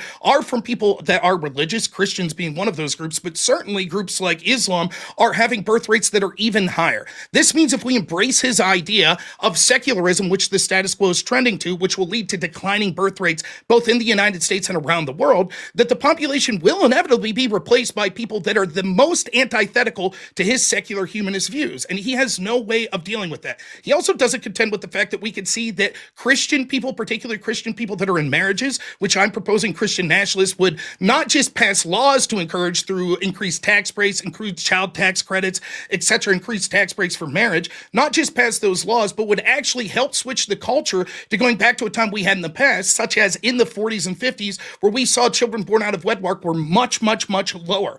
This means that these metrics show that not just for the children, not just for the husband, but also for the wife, happiness, economic viability, the need to, or the ability to stay out of prison, the ability to be employed, the ability to be able to afford things, the mental health, the physical health, all of these metrics show they're massively increased in the United States under Christian marriage. I'm able to solve all of these things through an advocacy of Christian nationalism. He has given no offensive reason whatsoever why you should reject Christian nationalism, other than to say it's authoritarian, which he himself is, because he admits that there is a democratic will if Christians decided they wanted to vote to have people that were Christians use that Christianity to factor in the laws, that it would be authoritarian to not allow them to do it. And he says the First Amendment means we couldn't, but he gives no reasoning for that whatsoever. So he has no offensive reasons whatsoever that we should not embrace Christian nationalism other than to just make insults at me about being racist and stuff, which is childish. All right, let's get into all of that was bullshit coming from Rob, and all of it was a straw man of everything that I've said. And all people have to do is go back and rewatch everything to know that Rob is full of shit. Good argument. And let's get into a few super chats, and then we'll hand it back over to y'all. So Hank, in regards to infanticide, he said, "Rob, may I remind you that the Bible explicitly allows infanticide?" And then he quoted a few Bible verses. Would either of y'all like to comment about that? Not specifically. I'm not sure on the specific verses. What I'm saying is the Christians that exist now and how they interpret Christianity that would be empowered through what I'm calling Christian nationalism would not support infanticide. The data shows that. Well, I would say that in the Bible, there are moral laws that say that you should stone your child. And there's also the spare the rod, spoil the child sort of sentiment that is employed by people like Michael, and I can't remember his wife's name, but Pearl. They have an entire handbook on how you can abuse kids into submissiveness. And it's quite abusive in general, which has actually resulted in the deaths of children. So, no, I totally think that a Christian nationalist world would be very detrimental to children and would cause untold amount of abuse. The interpretation that people would have specifically of the Bible, I'm not talking about specific passage and verse. I'm talking about the 10 Commandments, and I'm talking about Christians that exist today in the United States and how they interpret these things. Nowhere in any polling or any sort of claims made anywhere is there a serious argument that the consensus would be that it would allow stoning of infants and things like that. It's nonsensical. So even if you say, my belief is that Christians could interpret this as X, the truth is the Christians today that I'm suggesting being empowered would never interpret it as such. That's just totally arbitrary. And there are contemporary Christians now, like Michael and whatever Pearl. They are contemporary Christians that wrote a book. You can go on Amazon, find their book. It was written relatively recently. And they call for stoning children? Well, they tell you how to create a rod so that you can beat children. So it's not stoning children, but it is about beating children to within an inch of their life, which is what spare the rod, spoil the child is. And what I said was that these practices by Christians are inspired by the Bible and end up causing untold amount of abuse on children that we see throughout Christian culture today. So his whole statement there is arbitrary and is without basis in fact or reality. And so again, if we look at the data, first off, even if there's a couple people that say that, that's not what spare the rod, spoil the child means, right? And even if there's a handful of people that say that, there is no evidence whatsoever that this is a majoritarian belief among Christians in the United States. In addition to that, the data backs up that Christians, the more you attend church and the more that you have family units, are far less likely to engage in any kind of violence. I totally disagree with that. There are Show me the Christians evidence. that commit violence every day. There are Christians that commit violence in churches. Well, that's true, but they're less likely than secularists. There are fathers that rape their daughters at home and they go to church. Do you know what per capita means? No, like all of that. Yes, you're saying, here's one Christian that did something. Therefore, when you say Christians are less likely. I'm pointing to this Southern Baptist Coalition. Show me the data that says Christians are more likely. The various investigations into the Catholic Church. I'm citing like real world situations here that show that Christians interpret the spare the rod, spoil the child, especially for the majority of Christianity, to be about beating your children. I mean, this is nonsensical. There's far more children that are abused. Are you fine beating your child? No, I'm not. I'm not fine beating my child. And again, you making personal proclamations towards me or insinuations to me are ridiculous when it's clear that I'm suggesting the opposite of it. Now, again, when we look at the actual evidence, first we can see that far more children are harmed in public schools, oftentimes in secular environments. And in fact, through law and executive fiat or judicial fiat, they are now secular environments. Far more children are hurt in physical abuse, sexual abuse, emotional abuse in schools than they are in churches. Secondly, if we look at the amount of Americans that are willing to use violence to achieve political goals, the data is stark that it's actually more secularist lefties. In fact, the more far left you get and more secular, that's not true. So, for example, according to a YouGov poll that was done a couple months ago, it said most Americans across political spectrum say political violence is never justified, but younger and more liberal are more likely to disagree. So, amongst political ideology, 25% of very liberals say that political violence can sometimes be justified. 14% said they're not sure. Yes. And another 5% said they preferred to say. Compared to very conservative. And you know what? Let me finish real quick. Let me finish the data. Let me finish the data real quick so I understand the need to talk over. I don't have a problem, so I'm going to finish this data.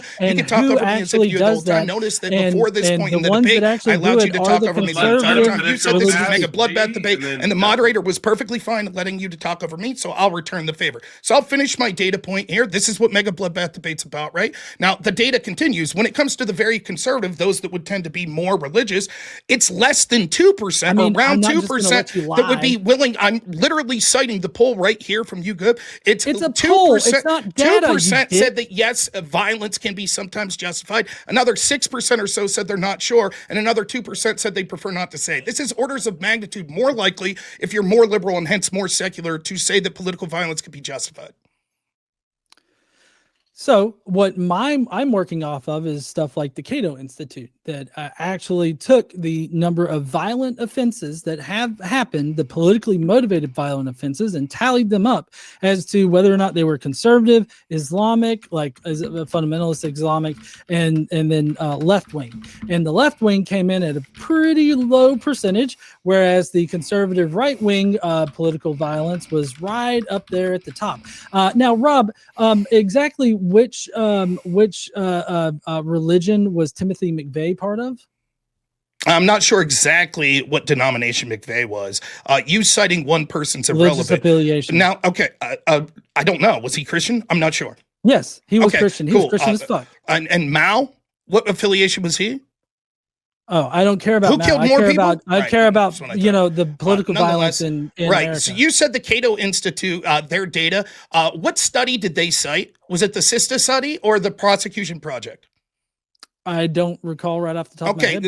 I bet it was one of the two. And since you're not, and I don't expect you to have the data on hand, it wasn't the topic of the debate. But what we can see is that most of the organizations that you see citing these stuff, it comes from one of those two places. And it's laughable. If you look at how they conduct these measures, it'll say things like prison violence is considered right-wing violence, but only if it's a right-wing gang. If it's a left-wing gang that's more likely to vote Democrat, or a black gang, they don't consider that any sort of political violence. It has said things, for example, can you cite how many times in 2020 does the Cato Institute say there were examples of left-wing violence? I don't have those numbers in front of me. Would it shock you to know that I bet they say it's very little? Would you agree with that? The left-wing violence? Correct. I mean, again, I don't know. Okay. I don't know if it you would tell shock me, or not. do you think there were more instances of left or right-wing violence in 2020?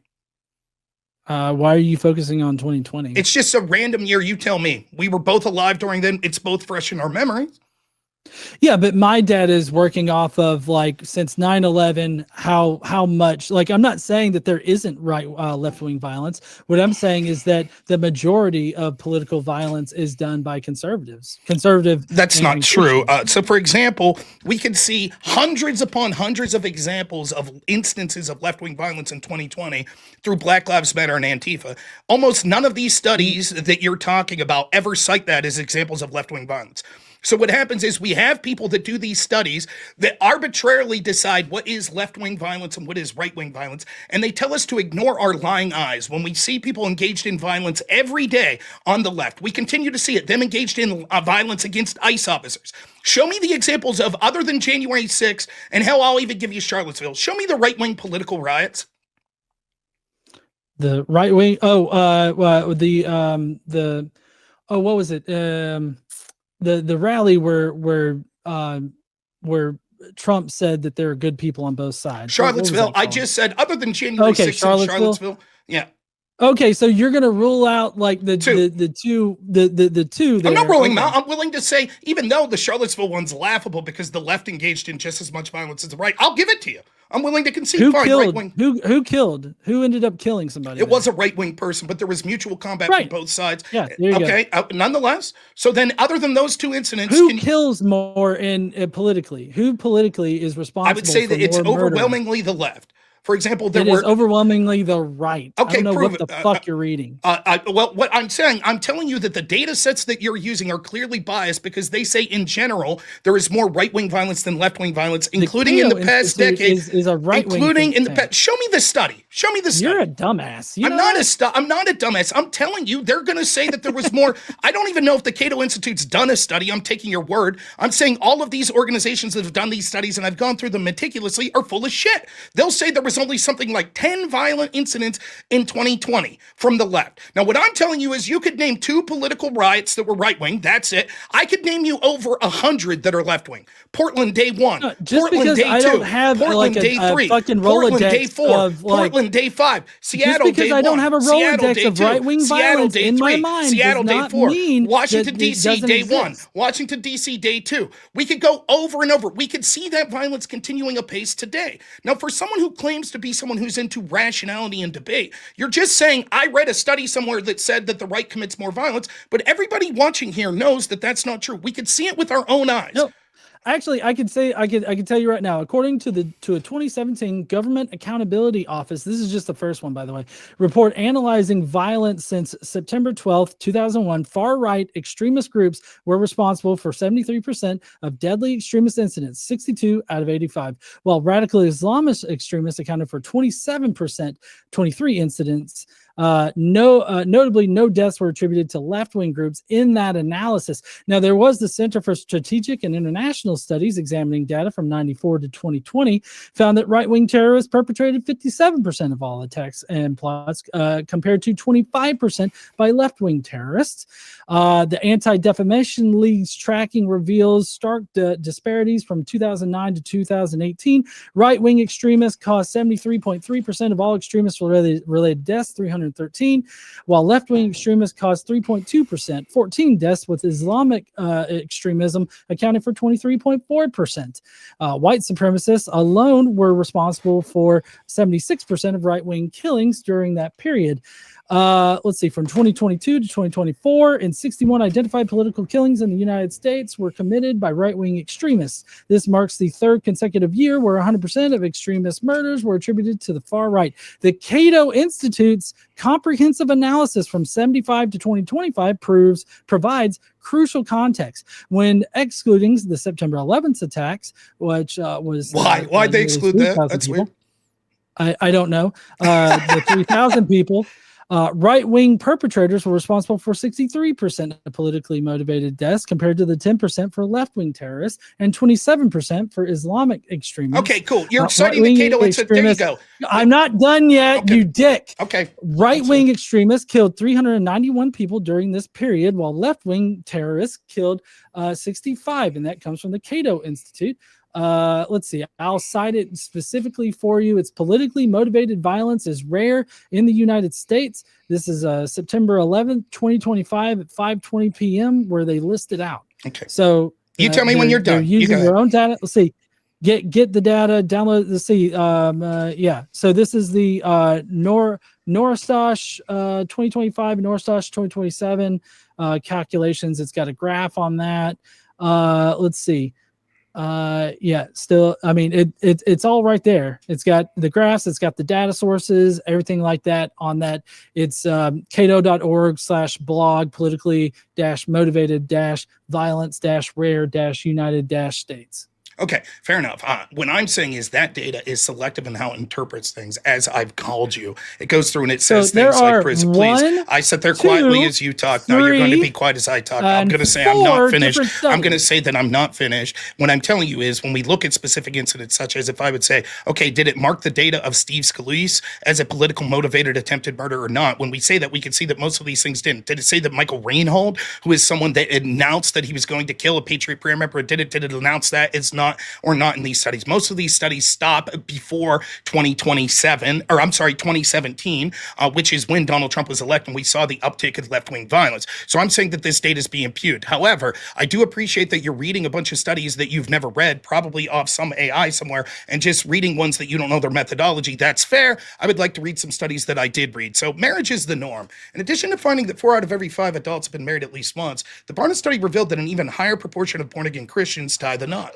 That eclipses the proportion among people aligned with non-Christian faiths and among atheists and agnostics.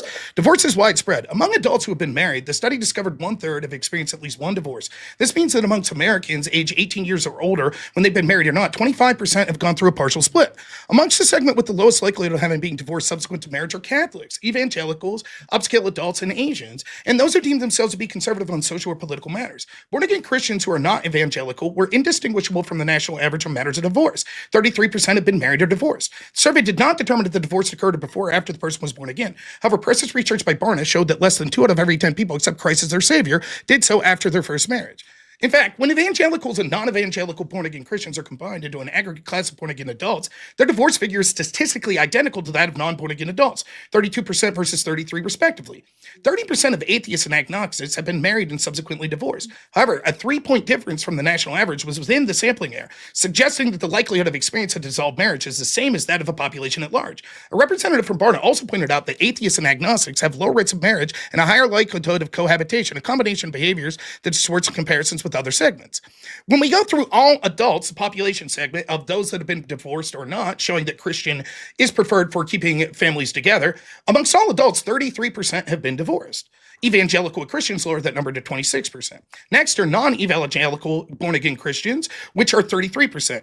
Notional Christians are 33%, associated with the non-Christian faith actually increases to 38%. Atheist agnostic, 30%. All born-again Christians, 32%.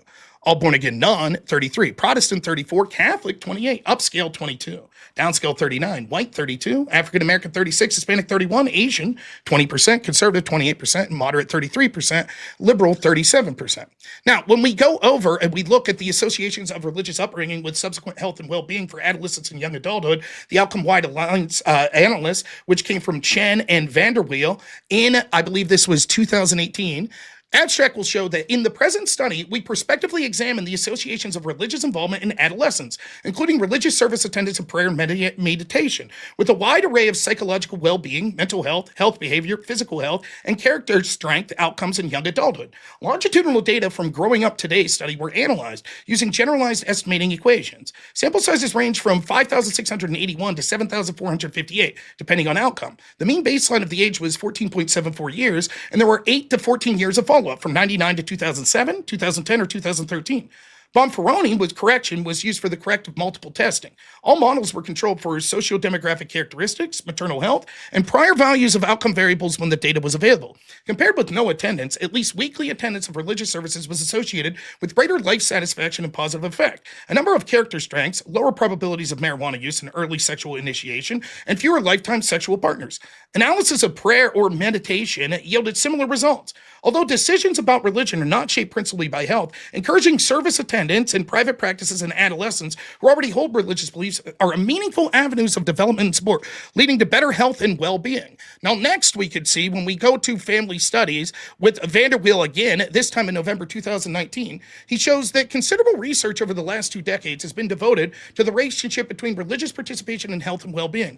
Our research in this topic at the Harvard T.H. Chan School of Public Health links religious service attendance to a number of better health outcomes, do I need to be here for this? Longer life, lower incidence of depression, and less suicide. Our work also indicates that religious service attendance is associated with greater variability. All of this is why being Christian and being Christian is better, leads to better outcomes, and leads to more likelihood of having successful families. I think this is all relevant. If the game's just going to be to read a bunch of studies, at least I'm actually reading the studies and not just an AI interpretation of what those studies say. And so I'll keep reading. I haven't finished, right? That's fair. That's how the game's played. I read overviews so that people could get. Please, I haven't finished. You've talked longer than I have. Please, so. I haven't finished. Please. I don't know, Taco. If this is all it's going to be, I can could just leave. So if you just want to give him, this guy no a problem. If you want to leave, that's no problem. No, I just want to be clear. It's okay for him to just read a bunch of studies like this and yell at me that I can't interrupt. It was directly related to the bullshit you were saying. I addressed that bullshit, and now I'm directly talking about Christianity and Christian nationalism, why it's better for health outcomes. Why is this not pertinent to what we're talking about? So what happened there was John had mentioned a few studies, took 45 seconds in his explanation of them, and then you just took several minutes, right? You think he took 30 seconds? That's what you think? That was 30 seconds? It could have been longer. But okay. It was dramatic. What I'm saying is it was dramatically longer as you were going in there, reading line by line, and we're having a debate there. Ideally, you've read this study before the debate and can summarize it rather than... That's true, but I have like 30. So is that fair if I summarize them? if that's amenable to John as well, right? I mean, this is No. I'm not going to sit here while he back and forth summarizes here. 30 individual Right. studies. This is the point I was making. If the game's going to be, I look, I've been more summarized than 4 generous. I don't have a studies, problem. This Rob. is You're the point of being a Mega fucking Bloodbath pedantic debate. I little get it. The point of baby Mega right now. Bloodbath debate That's is what you're that doing. you You're just being a filibuster and pedantic talk over. little You said baby. this quite clearly early that the point is to filibuster and to talk over. That's what Mega Bloodbath No, debate's that's not about. what I That's said. what Not you to said. That's what you said. filibuster and That's over talk. As I mentioned earlier, confused. we're trying to have a good back and forth. It does get a little bit heated, but we're discussing the topic tonight: is Christian nationalism Correct. good for America? And we have currently 42 minutes or 43 minutes left on the clock, and quite a few super chats of people that are interested in hearing from y'all on both sides.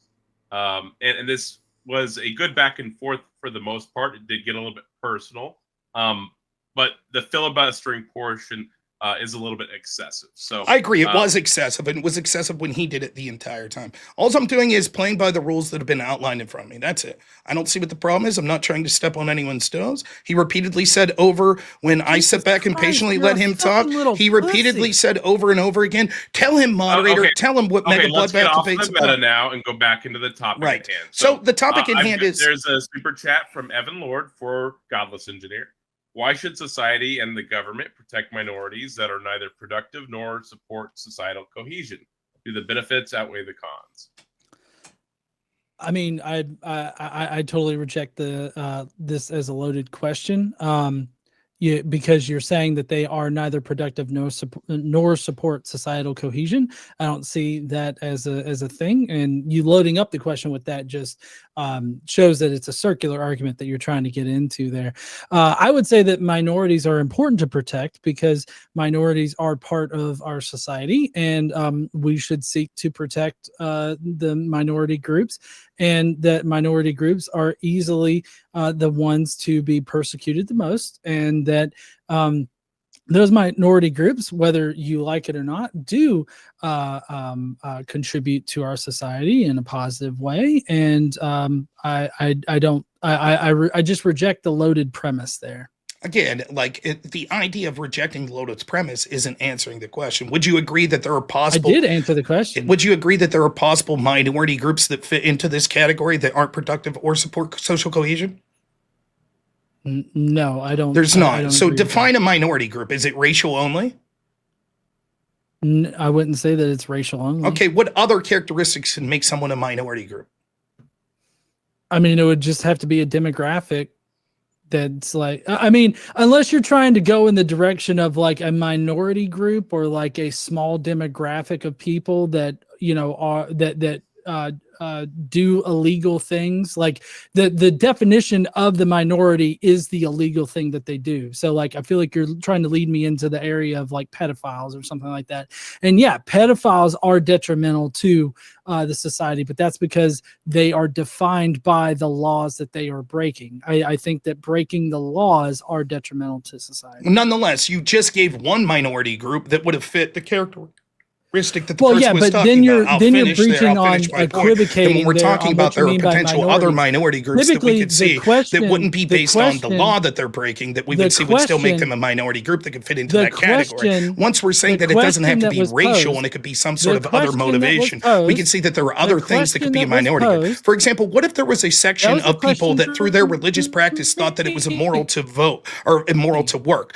And so let's say there's some sort of native tribe that says, you know what, we don't want to pay taxes, we don't want to work or do anything productive. Should we as a society, and they say we hate America and we hate social cohesion, question should that we was as a posed to me was society be loaded forced up to with an protect them? idea of And it's what nothing to do with minorities loading the are. question. What it is you what refuse Rob to is trying answer to the do question is that was specific to equivocate this. minorities Now, you into can a try to broader talk over me, but I'll be able to get my generalization point of out what the there unfettered minorities if are. we're going to talk. The point I'm trying to make is you were incapable of answering the question and instead went with your interpretation again that this implied some No, sort of I racial was bias from the answering the questioner question. and said that it was loaded in that No, sense. So let me I say, was if there answering is, the question. so I'll ask you directly. If I there is, answered the question. so if there is, I answered the question, Rob. You did not answer the question. You I said did that answer the question. you said it would be And now you're impossible. whining and You said crying it about wouldn't it. be that there would be a minority 90% group of that this would be able to debate fit tonight that. is That's you what you just said. whining, That there crying, wouldn't and be a bitching. minority group that would be successful. However, that's clearly not the case. You're then quickly You're able to whining admit and that crying and minority bitching groups about wouldn't this just be entire racial groups, question that then, they could be Rob. other things. Given Okay, that all means you're that it would be doing is whining hypothetical and that there would crying and be bitching. other groups that we would consider a minority. So I'll ask you let's- directly, if there is bitch. an Indian tribal group that is a minority group that says that it is immoral for them to work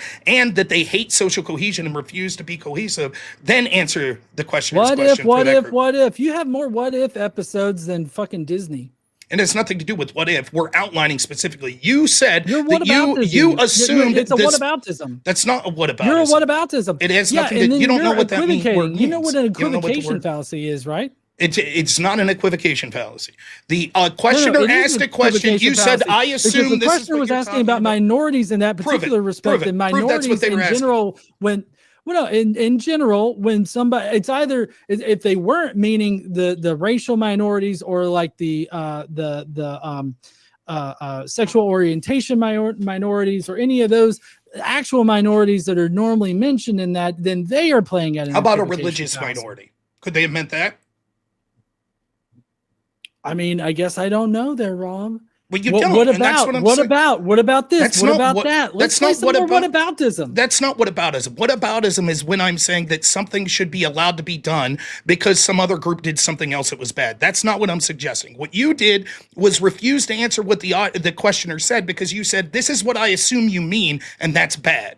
And I'm saying, no, I he could have answered it. assumed. I He could have answered his meant question. something. You I did said not that I answer. rejected the loaded premise that Right. there are no minority groups in the Yes, there are. context that is generally meant in. That's not. So if First the off, you questioner did wants not to make send the another super chat to clarify what they mean by minorities, that's perfectly fine. That's if not- they That's don't mean, that's a good point to leave that. If they want to submit another super chat to Right. clarify, then we've got actually two questions, one for each of y'all from different users. So the Jabroni engineer, what's your moral foundation other than your preferences? And then there's another similar one for you after that, Rob.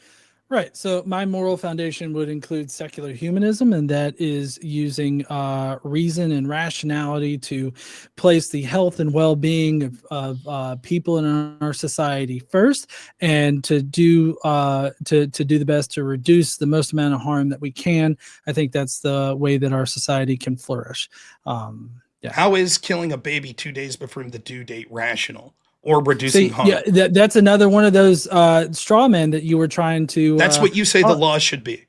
No. So what I Yes or said no? Did was you that- say the law No, should allow that? Shut the fuck up, Rod. No, I'm God not damn gonna it. shut If up, you and I'm want not me to gonna let you swear answer, at if me. you want me to answer the question, I'll answer the question. But until you quit your bitching and allow me to answer, then I will. A yes, no would suffice. Do you think the law should allow abortions to occur 2 days before the due date?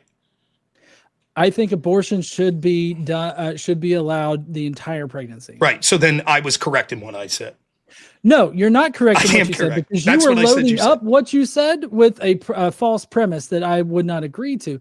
I personally wouldn't approve of somebody getting an abortion of a perfectly healthy fetus 2 days before delivery. I don't support that. But should abortion be allowed the entire pregnancy? Yes, because later term abortions are necessary when there are medical problems. I think that abortions being allowed the entire pregnancy and being widely available are going to reduce the amount of time it takes for a woman to get an abortion, and therefore there are no elective later term abortions in that scenario. So no, I don't agree with a perfectly healthy fetus being aborted 2 days before delivery.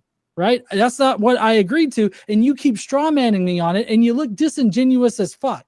I don't Now, look disingenuous. Please continue to bitch. I don't look disingenuous. It doesn't matter what you personally would support. There are all kinds of things that I think should be legal that shouldn't be made illegal that I don't support. So I'll ask you, I guess, more clearly this time. Should it be legal for a woman to abort a healthy baby 2 days before?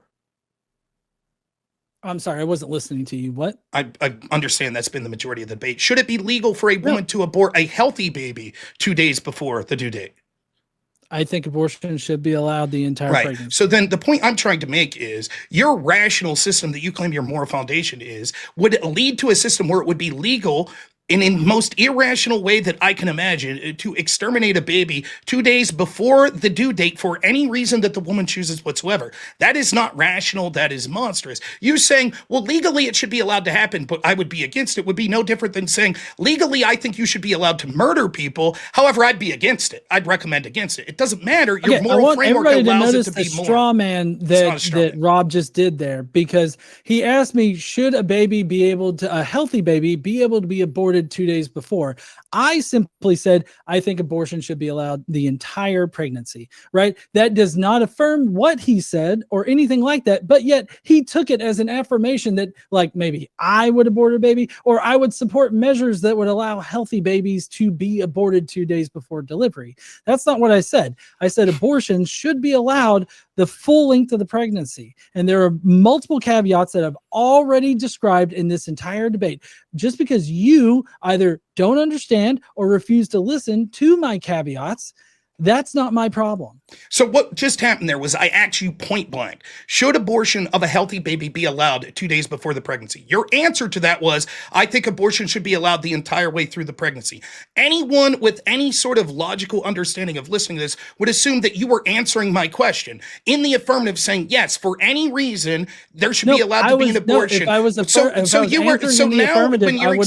When your excuse is, oh, no, I was intentionally not answering your question. That's your excuse? Right. I was intentionally not answering your question because you were wanting me to answer yes or no, and I was not going to do that. Instead, I was going to stick with what I actually support, and that's that abortion should be allowed the entire pregnancy. So this does two things. One, it shows that he's not engaged in this discussion in good faith, because he's willing to mislead. He's not willing to answer the question whatsoever. Can we move on to the next super chat? He's not willing to answer the question whatsoever, and instead he's willing to deflect and allow the assumption to be given that he said one thing. Secondly, then I will ask him the question point blank then and see if he could give an honest answer. And I refuse to answer loaded questions. If you're going to refuse, then it would be the same as if I said, I refuse to answer any questions that are offered here because I interpret them as loaded. It's nonsensical. The nature of a good-spirited debate and a debate that would occur in good faith, the nature of anybody can refuse to engage with a question if they would like to. Okay, that's fine. You guys are providing your time here. You guys are welcome to. If that's the charity that's given to me from my opponent here, I'll respond in kind. And then the debate won't be very fruitful. I've been very considerate in trying to have a fruitful debate and answering questions that were posed to me and engaging in a back and forth. If my opponent is going to intentionally mislead and refuse to answer questions because he deems that they are loaded, then I'll return that courtesy in kind. But I'm ready to move forward. So yeah, I totally think that the questions, both from the super chat and from you, are loaded. And so I answered them as honestly as I could. I will say that this shows that a secular humanist will be unwilling to have a good faith conversation, because any question that would be difficult within their moral framework, they'll say that's loaded, I refuse to answer, which shows that any sort of rational discourse would be impossible, because anytime we would have difficult questions, just because I'm not going to allow you to anytime we would have difficult questions that would come up in the term of legislation or anything like that, doesn't mean that I'm being people like him will just say, hey, let's get out of the meta and get back onto the topic. We don't need to keep the topic is referencing specifically a secular humanist perspective, and how anytime there would be difficult legislation that would come up, people like him would say, we refuse to tackle the issue because we think the issue is loaded. That's nonsensical. But again, I'll respond in kind the rest of the way through the debate. Nope. That's not what I would do, and that's a total misrepresentation of my position. I'm not. Then why can't you just answer the question? Kind of indication, because you want me to answer in a certain way. Right? I want you to answer truthfully with what you believe. And that's why you loaded up the question. No, I want you to answer with what you believe. That's all. I'm trying to figure out what your perspective is. That's it. Okay. You're the one who's called me abortion racist. Should be allowed the entire pregnancy. I would not support aborting a healthy fetus 2 days before delivery. Would you allow it to be legal? Yes, it needs to be legal. Okay, then we're right back to where we started. I mean, this is outlandish. We just went through this whole rigmarole, and I was correct in your interpretation that, yes, it should be legal to abort a healthy baby 2 days before the due date. What was all of this fighting about? See, this entire thing is a disingenuous painting me into a corner here, trying to get me to answer in a certain way, right? I tried to put the caveat first and then answered with what I would do, and then you disingenuously reframe it as me allowing something to happen. Now, I already explained how if we make abortion illegal for the entirety of the pregnancy, and we provide ready access to abortion services, then the only abortions that are going to occur in that scenario are not going to be healthy fetuses. They are only going to be medical emergencies to where we're saving either the mother or the child or both. And so that's what my actual position is. It's more complicated and nuanced. Just because it doesn't fit into your script doesn't mean that I'm not answering the question. It's not complicated or nuanced whatsoever. My point is that anyone with any degree of rationality can see that a baby 2 days before the due date. No, I'm going to address this point because I think it gets right to the heart of what we're talking about. Argue this of our ad foundational nauseum here, right. I understand. Say a certain thing. It has nothing to do with wanting you to say a certain thing. I'm asking you a question that gets to the root of what your morality is. And you say that your morality comes from this sort of rational discussion that comes through secular humanism. I'm directly pointing out that almost every human being, again, you just keep interrupting and you're using terms that you don't even know what they mean. It's not a whataboutism. I do know what it means. It is your whataboutism. Your whataboutism. Define whataboutism. What? Yeah, define it. Proposing some hypothetical situation to see how what I'm laying out. That's here not whataboutism. Play out. That's not what whataboutism is. Whataboutism. Define whataboutism. I just fucking did. Define it. I will give you a formal definition. Sure. Define whataboutism.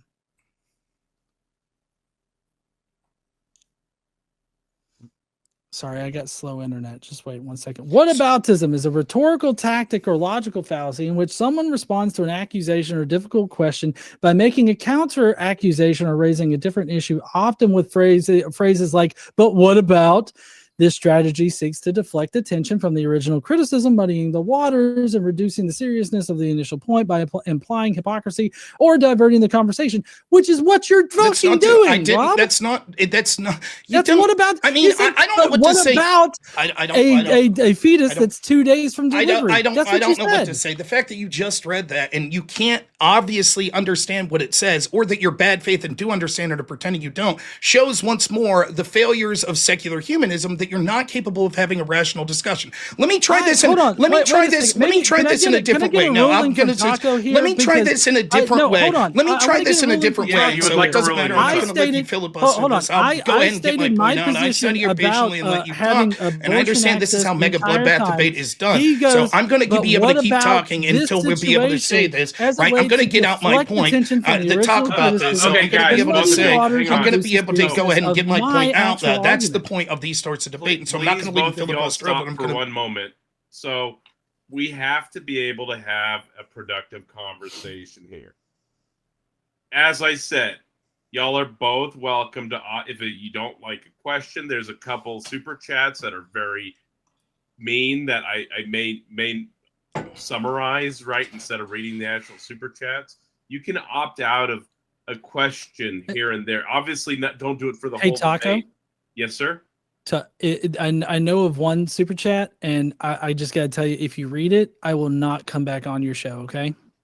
Okay. I'm going to finish my point. Let's try a different tack then. When you ask me if my framework of Christian nationalism would allow slavery, was that whataboutism? Sorry, what? When you asked me if my framework of Christian nationalism would allow slavery, was that whataboutism? Does it include, well, what about this? You're asking me, what about slavery? Would you allow it? So it's a whataboutism that you issue. That's not whataboutism, because it like slavery is directly supported by Christianity, and it for the majority of Christian history it has been supported by Christianity. So when you ask me, it's not a whataboutism thing. So when you ask me directly, would your form of Christianity allow this? That's not whataboutism. But when I say, would your form of secular humanism allow this? That is whataboutism. Because your Christianity directly supports It doesn't matter if it directly supports. I don't understand what you're. It doesn't matter. Your interpretation is you think it directly No, supports. it does matter. I can explain why. It doesn't matter. It doesn't include what about. No, my position I mean, this on is that a joke. what This about is such a joke, man. Like, I can't believe this is really pathetic. It's really bad on your part. It's really a bad look. It's so bad. Like, the point is, what you're going to do is say, here is the moral framework you've outlined, and I'm going to ask you difficult questions on difficult moral positions and see what you think that framework would justify. And I'm going to do the same to you with secular humanism. I've answered all of your questions directly. With me, you're like, I refuse to be forthright because I think the question is loaded, and I'll call it whataboutism. You're fundamentally misunderstanding what whataboutism means. The definition you read doesn't support what you're saying. I'm sorry, Taco, I would love to clarify here and explain why me asking about slavery is not whataboutism. Can I please get some time to explain that, Rob? Are you going to allow me some time? Or are you going to continue? Are you amenable to that, Rob? What? That's fine. He can explain. I know what his answer is. I can answer for him. He's already said it. Go ahead. Do it. You're going to say, go ahead. The reason I asked that's because Christianity, in my interpretation, supports slavery. So I think it's important to ask you, to which I'll turn, in turn, what I would say is secular humanism supports abortion, even at late terms. That's why I directly asked you. Equivalent, that's apples to apples. Why is one whataboutism and the other not? Well, the reason why the slavery is not whataboutism is because for the majority of Christian history, Christianity has supported slavery, and it has been interpreted that way.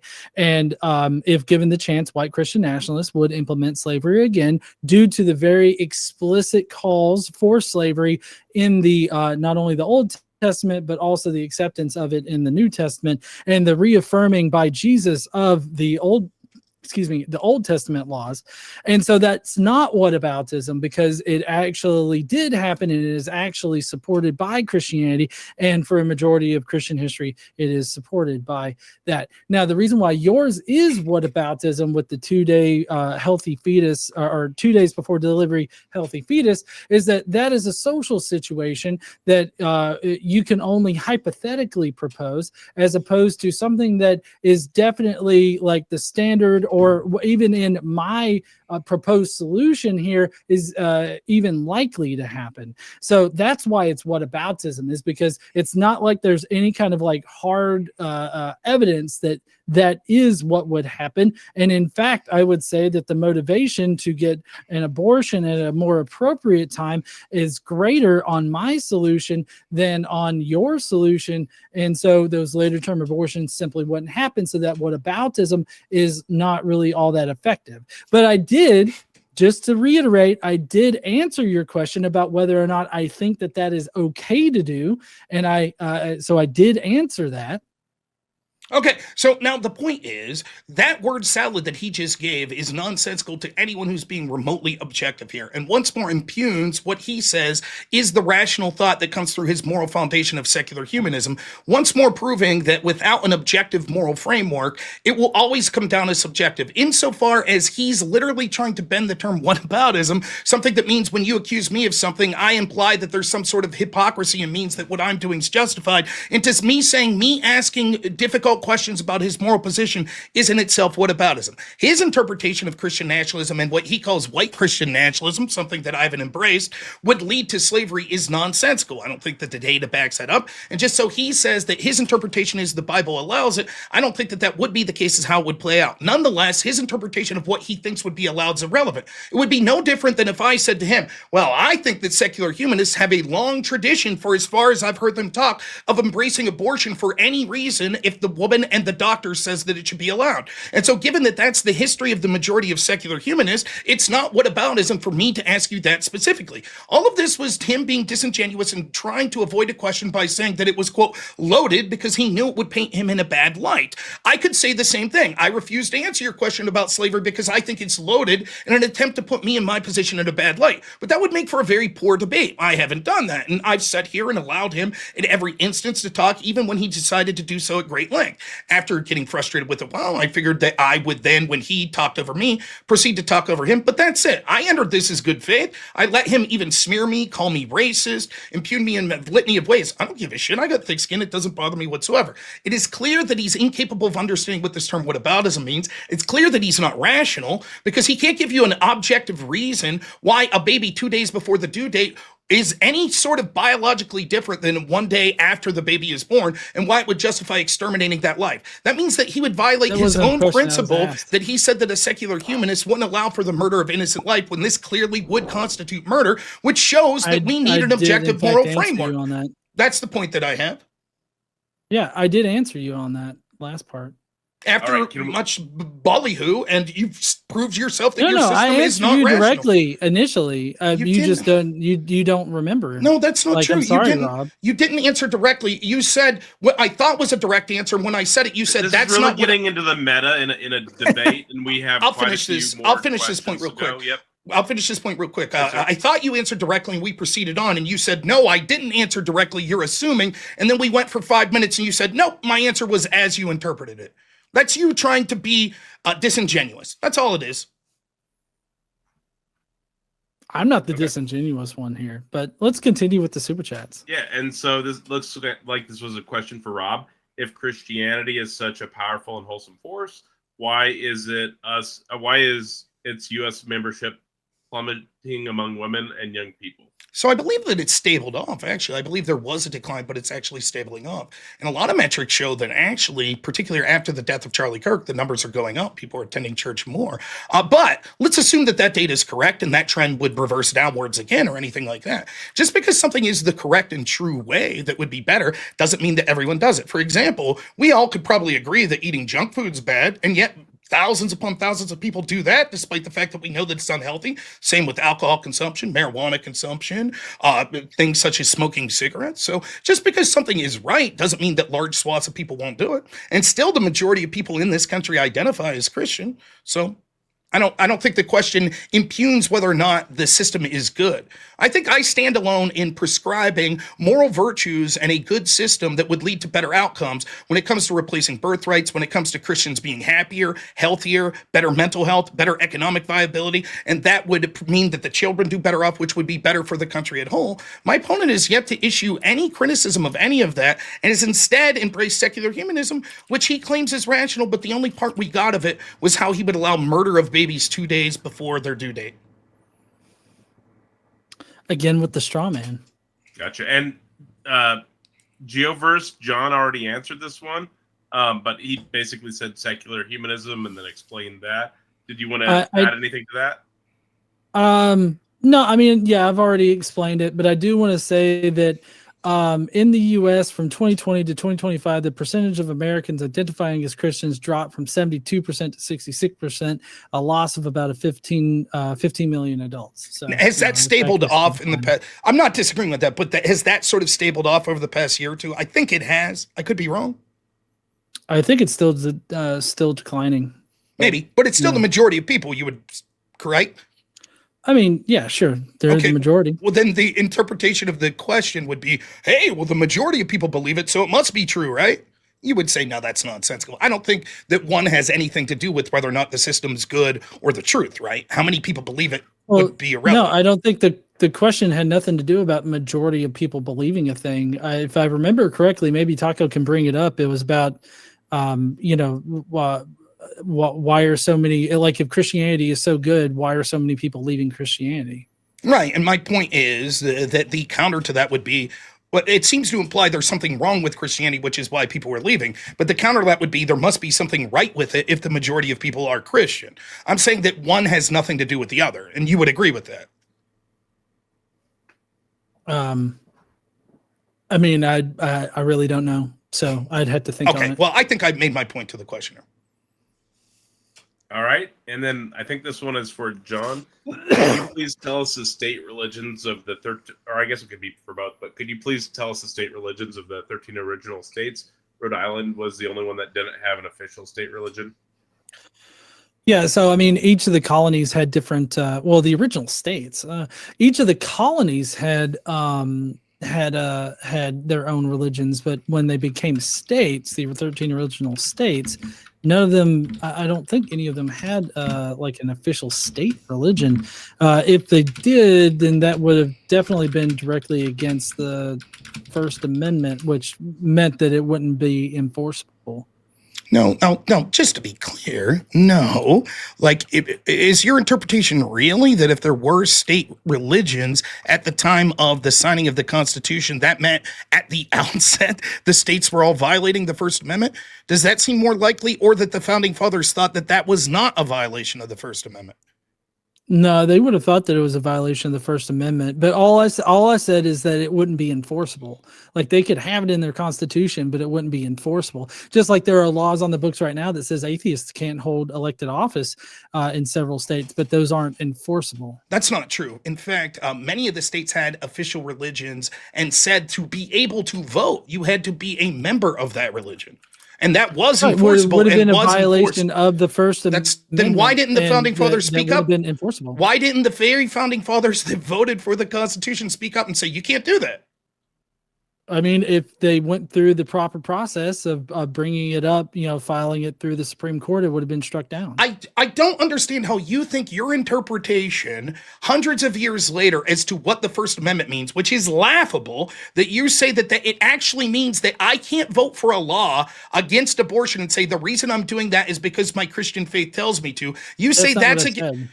You said it over and over again. You said, correct me if I'm wrong. Correct me if I'm wrong. Let's slow this down. I'm not allowed to vote for a law just because of my religion. If I'm a congressperson. That's not what I said. Okay, it sounds like that's what you said to me. So can you show me where I was wrong? Yeah, what I said was, if the only reason why you're advancing a law or proposing a law is because my Bible says or my religion says this thing, then that is not a good reason to propose a law. Like, you could probably find some other kind of reason, and typically politicians would find different reasons, but you can't say, my Bible says this, so that should be the law. Like, that would be a violation of the First Amendment. How is that different than what I just said? Because you're not just like, you can justify it personally by voting for it in that way. But if you're going to propose a law and say, well, the Bible says this, therefore this is the reason why, like, if you can't give a reasonable secular justification for it, then it's just going to get rejected. Rejected by what? It's against the law? Rejected? The courts will overrule it? Well, I mean, yeah, no. I mean, I think that other members potentially wouldn't vote for it, or if that is the law on the books, then it would get challenged, and if there's no good reason to uphold that law, then it can get overturned. Okay, but I mean, my goodness, I don't know what's going on. I don't know if you're doing this intentionally or not, but you're so all over the place. Just take a stable position. Even what you said there, I think I made it very clear. Hey, I'm proposing a law. I'm in Pennsylvania. I run for Congress. Government is complicated. I ran for Congress here in Pennsylvania. Let's say I would have won. Right? I would have won. And I say, at the state level of Pennsylvania, I'm proposing this law to ban all abortion in Pennsylvania. And the reason is because I'm a Christian and I think it's against the Bible. Is that legal or not? It's simple. It doesn't get much simpler. A yes or a no will suffice. Right. I would consider it illegal and a violation of the First Amendment. Okay, I disagree. And that's exactly what I said was your position. And you said, no, that's not my position. That's exactly what I said. No. So, like, there's a difference in your personal reasons for voting for a law and the reasons why a law is being advanced. Those are two different reasons. Well, the reason that it's being advanced is I think you're killing innocent people. Okay, yeah, which is not like, it has nothing to do with the Bible. God kills innocent people all the time. He mandates people kill other innocent people. So, like, that has nothing to do. That's actually I would argue that's actually antithetical to the Bible. So I think that they're killing innocent people because the Bible tells me that's a life. Okay. Am I allowed to push that law? I mean, if that's in the law, then no. If what's in the law? The law just says no abortion. The reason I'm pushing it forward, the law says no abortion, but if the data is contrary to how you're advancing it or whatnot, then it just simply becomes an arbitrary thing that you don't want to happen. What do you mean the data exists? What does that have to do with what you're making a claim of whether or not it The would be? data, the data supports that abortion access results in. What does that have to do with the legality of the law? You're just saying it would be a bad law. That's not the legality. Because our laws should be supported by the data that shows that it's better to have abortion access throughout the full pregnancy as opposed to restricting abortion access. That is whether or not something is a good law, i.e. the data backs up that this would be a good idea, is completely irrelevant to the discussion of whether or not it's allowed by the First Amendment. Totally relevant. No. It's totally relevant because if a law results in a better society for everybody, then it's objectively better to have that law on the books. If the law is only benefiting a certain segment of people or anything like that, in this case, white upper class men, to force women to have children or whatnot, then I would say the data wouldn't back up that it is better for the society. Okay, so just to be clear, that if I push a law, even because I say it's grounded in my religious beliefs, that is better for everyone, the data says would be better for the country overall, then even if it was put forth because of my religious beliefs, that's okay. It's not a violation of the First Amendment. It's only a violation if the data says it would be bad for people. Right. If the data is contrary to your religious beliefs, then you don't have the secular data to back up your religious beliefs. Okay. Well, I think that I've won handedly that the data shows that embracing a Christian ethic would be better for the country on whole. So therefore, it doesn't matter. Your argument that it would be illegal, you would have to prove. Theocracy would definitely be worse. Finish. You would have to prove that my argumentation was wrong in order for it to be illegal. So your point of, trust me, bro, it would be illegal because of the First Amendment, completely irrelevant, because you would have to prove that it's a bad system. That's the only way that it would be illegal. And I think that I'm winning that handedly. So I don't even know why you brought up the legality. And by the way, the other thing is everyone watching, just so you know, everyone watching that has any sort of understanding of the Constitution, the First Amendment, or the law is laughing right now that you're trying to claim that it depends on whether or not the data would say something is good, whether or not it would be a violation of the First Amendment. I mean, that's just laughable.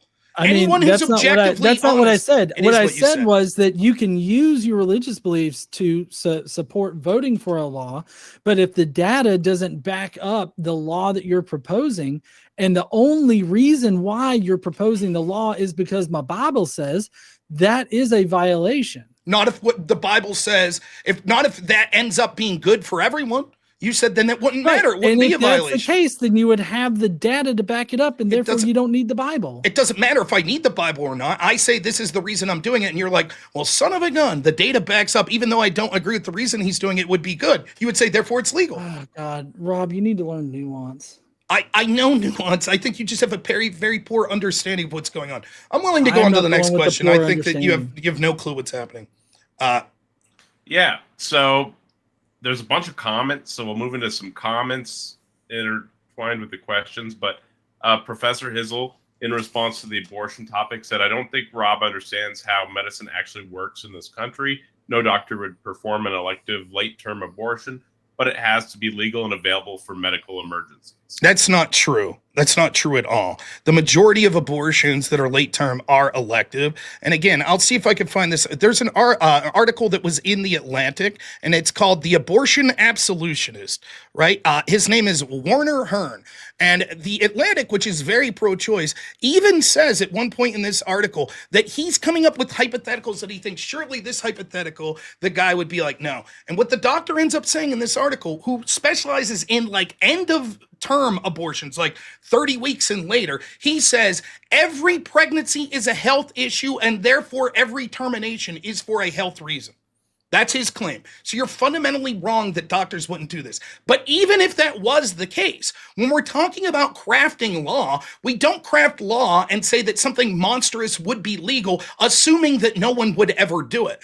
That would be like if I said to you, well, no one would ever commit SA against a pregnant woman one day before the due date, so therefore we could say it's not illegal to do so. You would say, that's fucking insane.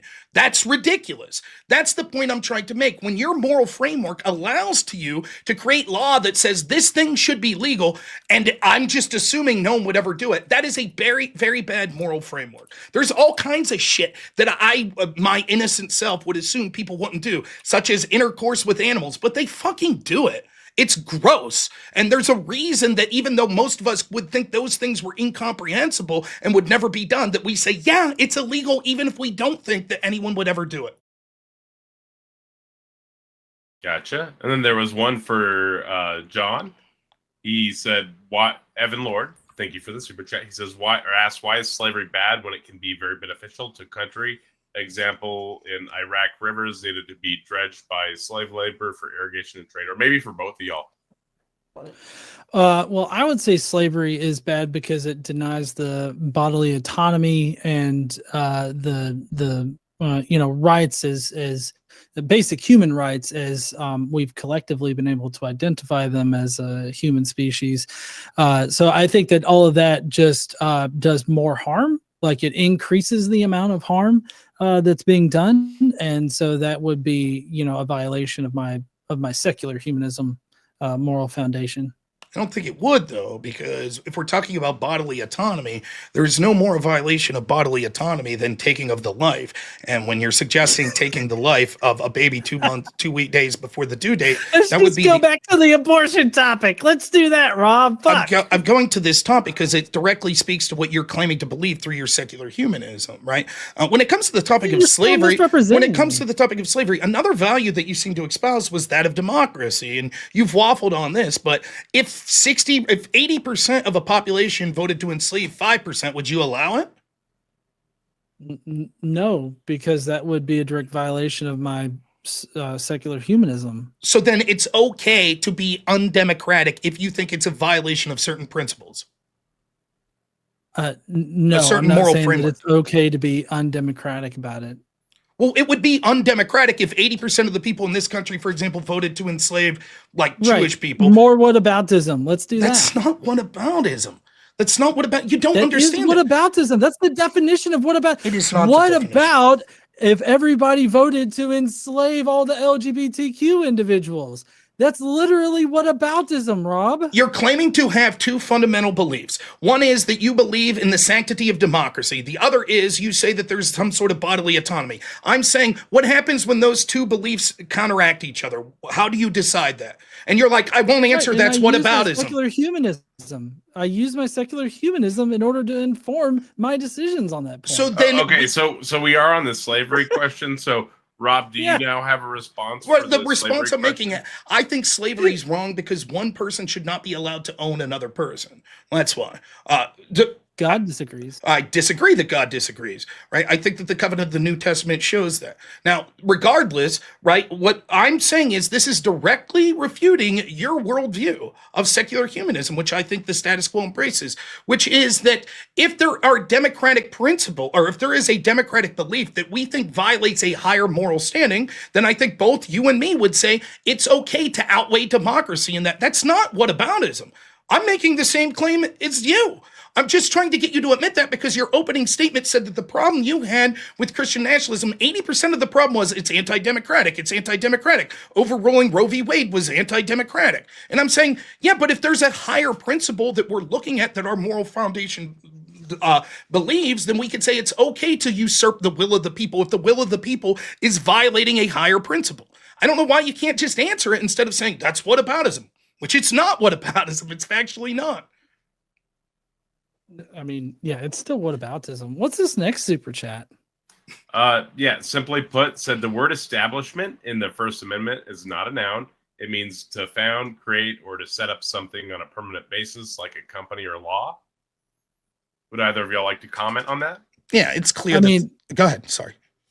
Well, I was just going to say, I mean, that's what I was trying to, I guess, communicate is that the establishment is not about like a church specifically. Like, obviously, you can't set up a law that says that there's an official religion or official church or anything, but the establishment part is about the law, creating a law that would establish that, or a law that would establish some kind of aspect of Christianity. That's not true, right? For example, if it wanted to say that, it would say that what the First Amendment would say, if that's what you're telling, is Congress shall make no law rooted in a religion. Instead, it says respecting an establishment of religion. In other words, expecting the creation of, like a company, right? And so you could have laws that are rooted in Christianity. What you can't have are laws that say Christianity is the official religion. That you can't have. But you're absolutely allowed to have a law that you say the reason I'm putting forth this law is because of my ethics. Just like you have that right.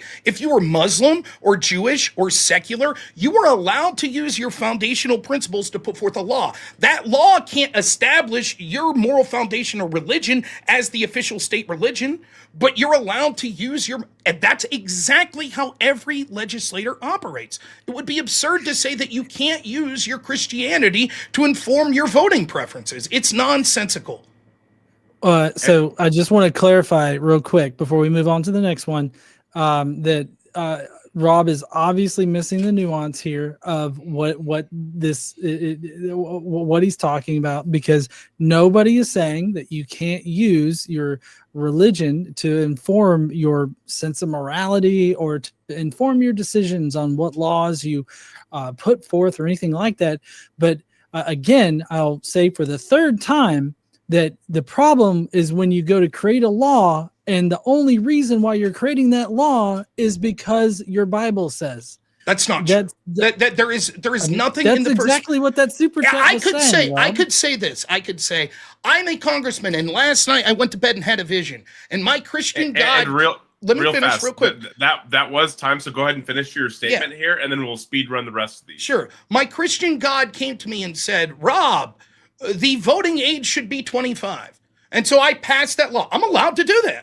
There is nothing about the establishment of a religion. You could say, but Rob, that's stupid. The only reason you're doing that's because you think that your religion told you that in a dream, and yet it's still legal for me to do that. What would be illegal would be if I said, he told me that we have to establish Christianity as the state religion. That I can't do based on the First Amendment.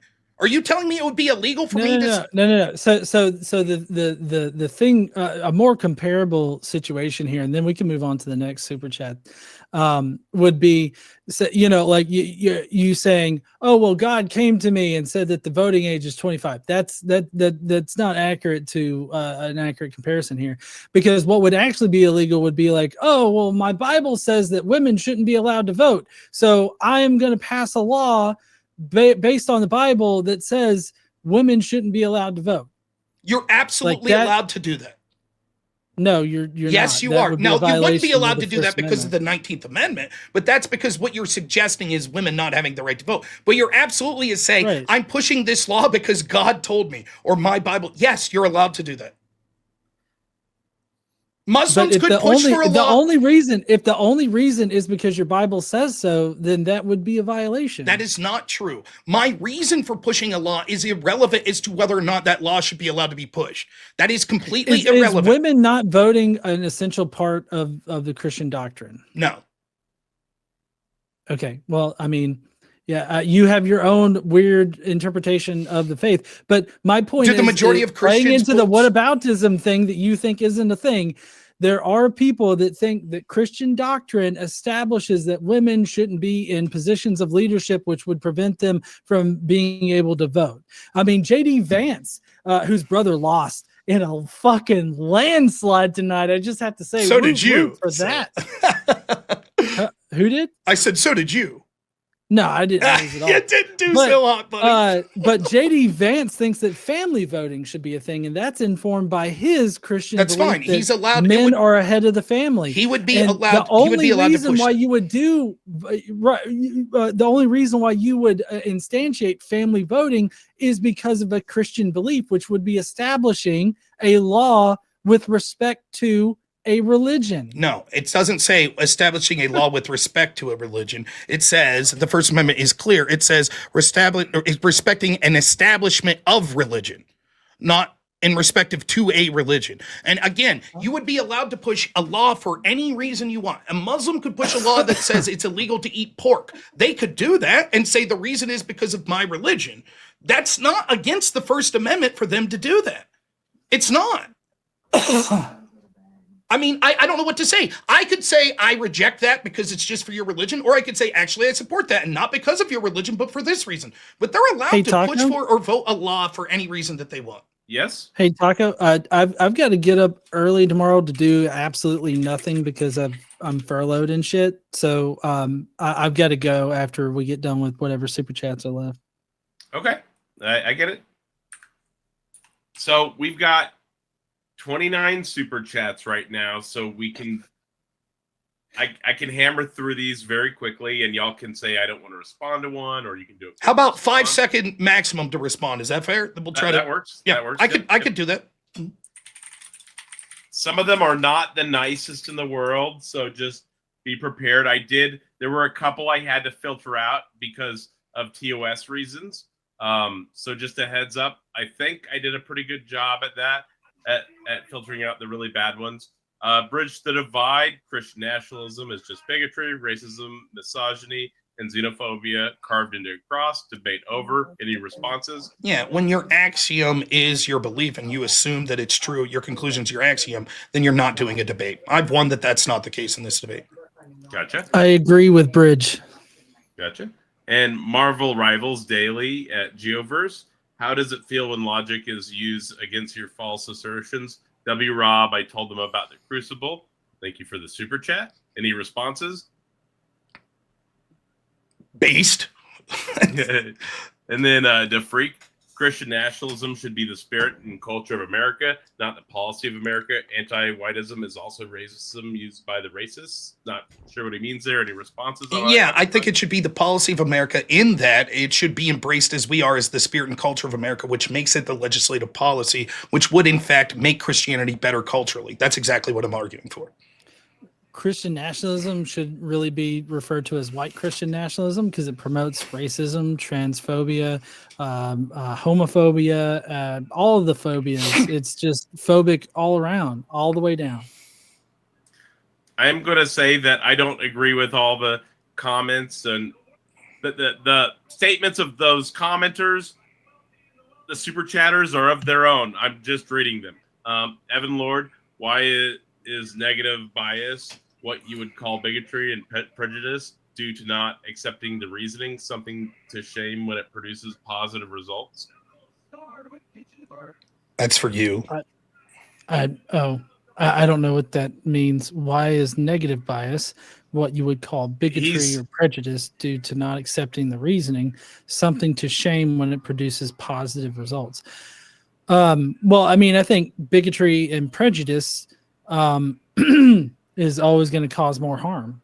Not necessarily. So theoretically, if there was a law that prejudiced against sort of LGBT and that saved us from a disease that was going to wipe out like 5 million people, I'm not saying that's the case, but if that hypothetically was to occur, we would say that the benefits outweighed that limited amount of prejudice. And given that you said whether or not such should be legal should be based on the data, it seems to be a question that's quite pointed towards you here. Yeah, but that whataboutism is homophobic. It's not whataboutism. And then nobody on fire. I'm not racist. Why? Technically didn't make this particular claim. Boo-hoo. I'm brain dead.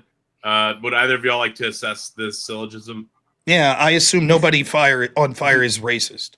Now, what's he going to do? Say, I'm not? And I'll say, oh, because you didn't make that particular claim, you're brain dead. See how stupid this is? And then unforced ego engineer with the chat GPT slides that he can't even remember. No, actually, it wasn't ChatGPT, but it was Claude, but I used Claude to generate slides for something that I had written up. So, and then he also said the Electoral College is part of our constitutional and democratic republic. Someone let engineer know losing the popular vote doesn't make an administration illegitimate. The popular vote doesn't elect the executive. Right. I didn't say any of that. So. You did imply it when you said that when you said that a minority, right, pointed the Supreme Court and that somehow made it undemocratic when they overruled Roe v. Wade. Well, no, I felt that stacking the Supreme Court is undemocratic because it unnecessarily leans the court in a particular direction, which means that there is no representation for one side or another. A more fair court would be balanced on both conservative and liberal sides, with sort of a more centrist in there in the middle in order to cast the deciding vote. I think that's a more fair Supreme Court. So, like, I mean, I feel like the super chatter was not accurate. It's belied by the fact that you specifically said in your opening statement did not win the popular vote. You just threw that in as an anecdote that didn't matter. No, it did matter, but I didn't say that Trump was illegitimate or imply anything like that, or that the democratic process was usurped. What I meant was that stacking the court, the structure of the court, was undemocratic. Mm-hmm. And I just want to say nobody ran away. They're both still here. We got the conclusions after these. Powder Dusty said, "Runaway Rob is going to run again." Looks like you're still here. Would you like to comment on that? I mean, it was my opponent that said if one chat was read, he would leave. I'm sure Dusty will comment on that, right? And then, no, well, hold on. Let me be. What I said was, if the one chat is read, I will not come back on. I don't think I read it. I think I knocked it off. So no, you did. Well, at least it hasn't come up yet. Oh, I think I knocked it off. Somebody said that you're gonna run. I don't know if I can post that one, but Powder Dusty made another comment towards you about you and Andrew. It's fine. I understand when you don't have anything to add, you need to rely on better people to talk about them to have your content.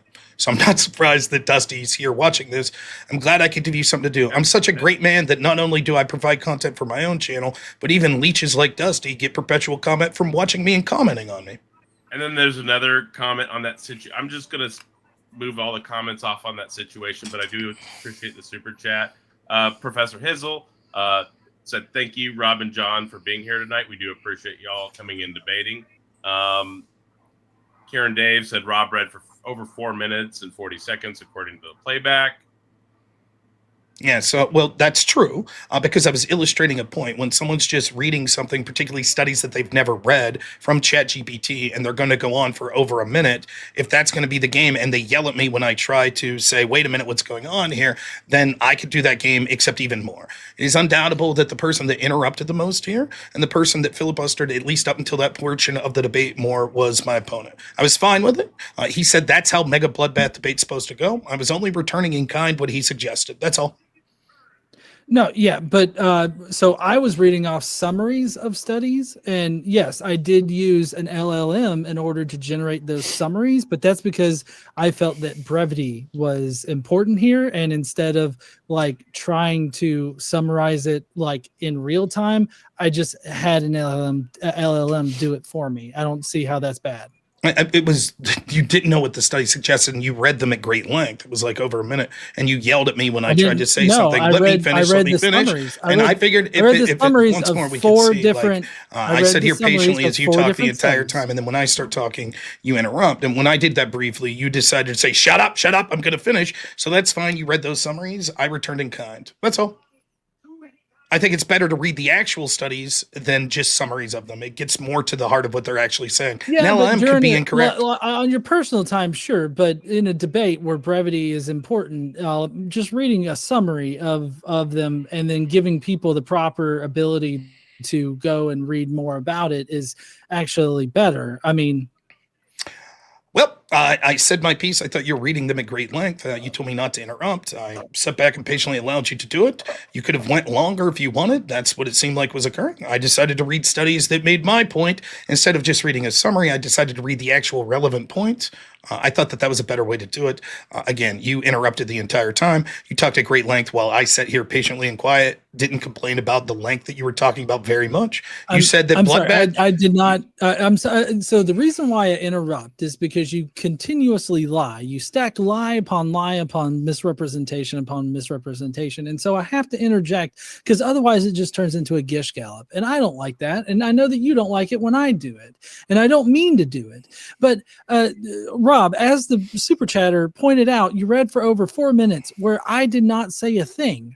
I let you read. Okay, thank you. It got to the point where it was nearly 5 minutes long, and I'm like, look, if this is all it's going to be, then I'm just going to leave because I don't need to be here for this. Oh, you threatened to run, Dusty. Did you hear that? And secondly, like it's clear that it's clear up until I was making a point that I just didn't need to be there because it was pointless. I was making a point the entire way through the debate. I never interrupted you, or very rarely did. You interrupted me constantly. You say I did it because I think you're lying. That's fine. I think you were wrong or misrepresenting me. And yet, if I interrupted you every time I thought that, then we were going to see a situation where both of us interrupted each other the entire way. I don't think that leads to a productive debate. And so I sat here patiently and allowed you to talk at great length many times, going on and on and on. Didn't do much about it, and then waited my turn to talk. You complaining about this one time that this happened throughout the debate just seems to show that it's sort of, talking about the splinter in my eye while there's a log in yours.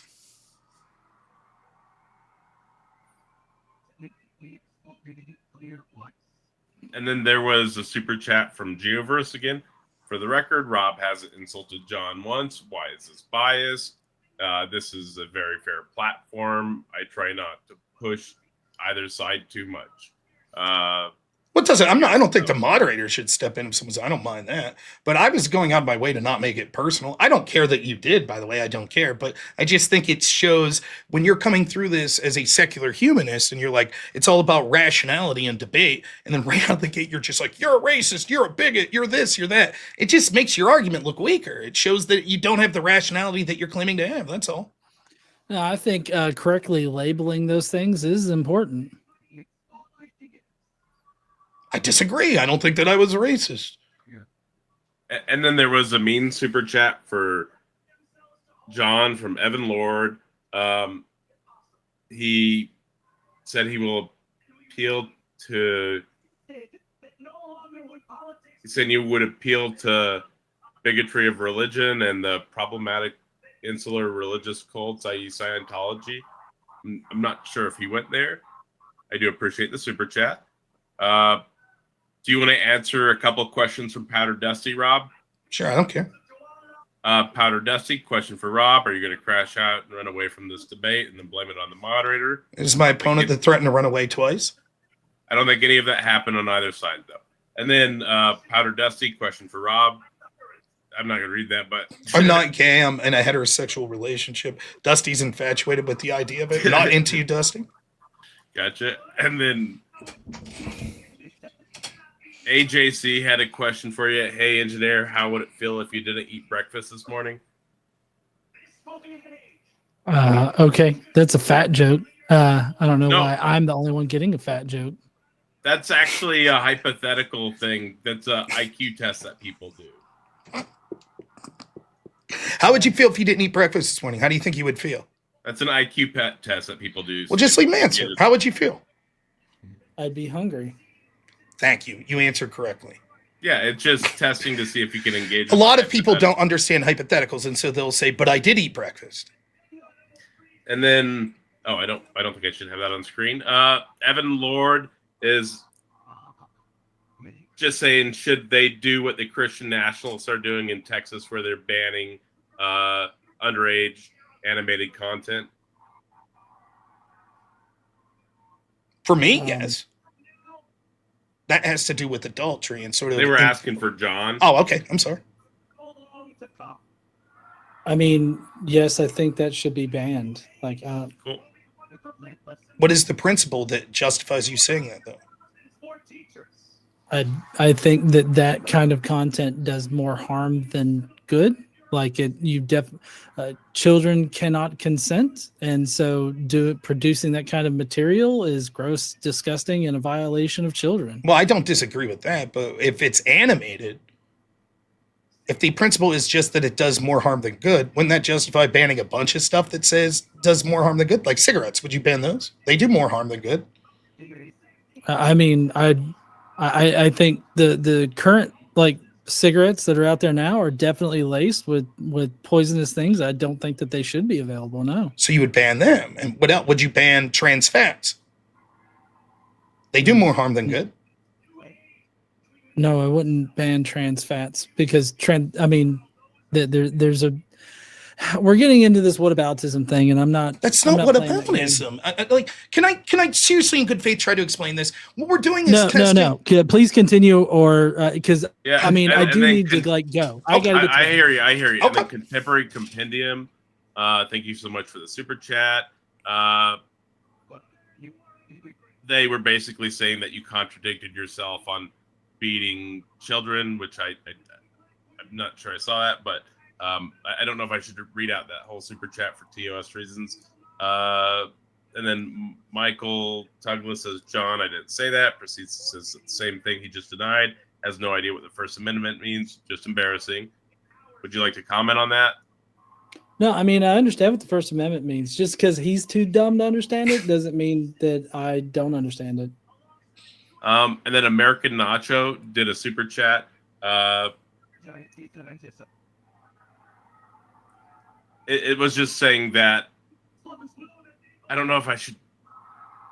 I'll just put it on screen for a second. So he said, however, I personally disagree with the thing that he said prior with that decision. You see how silly that sounds. You can read that if you'd like.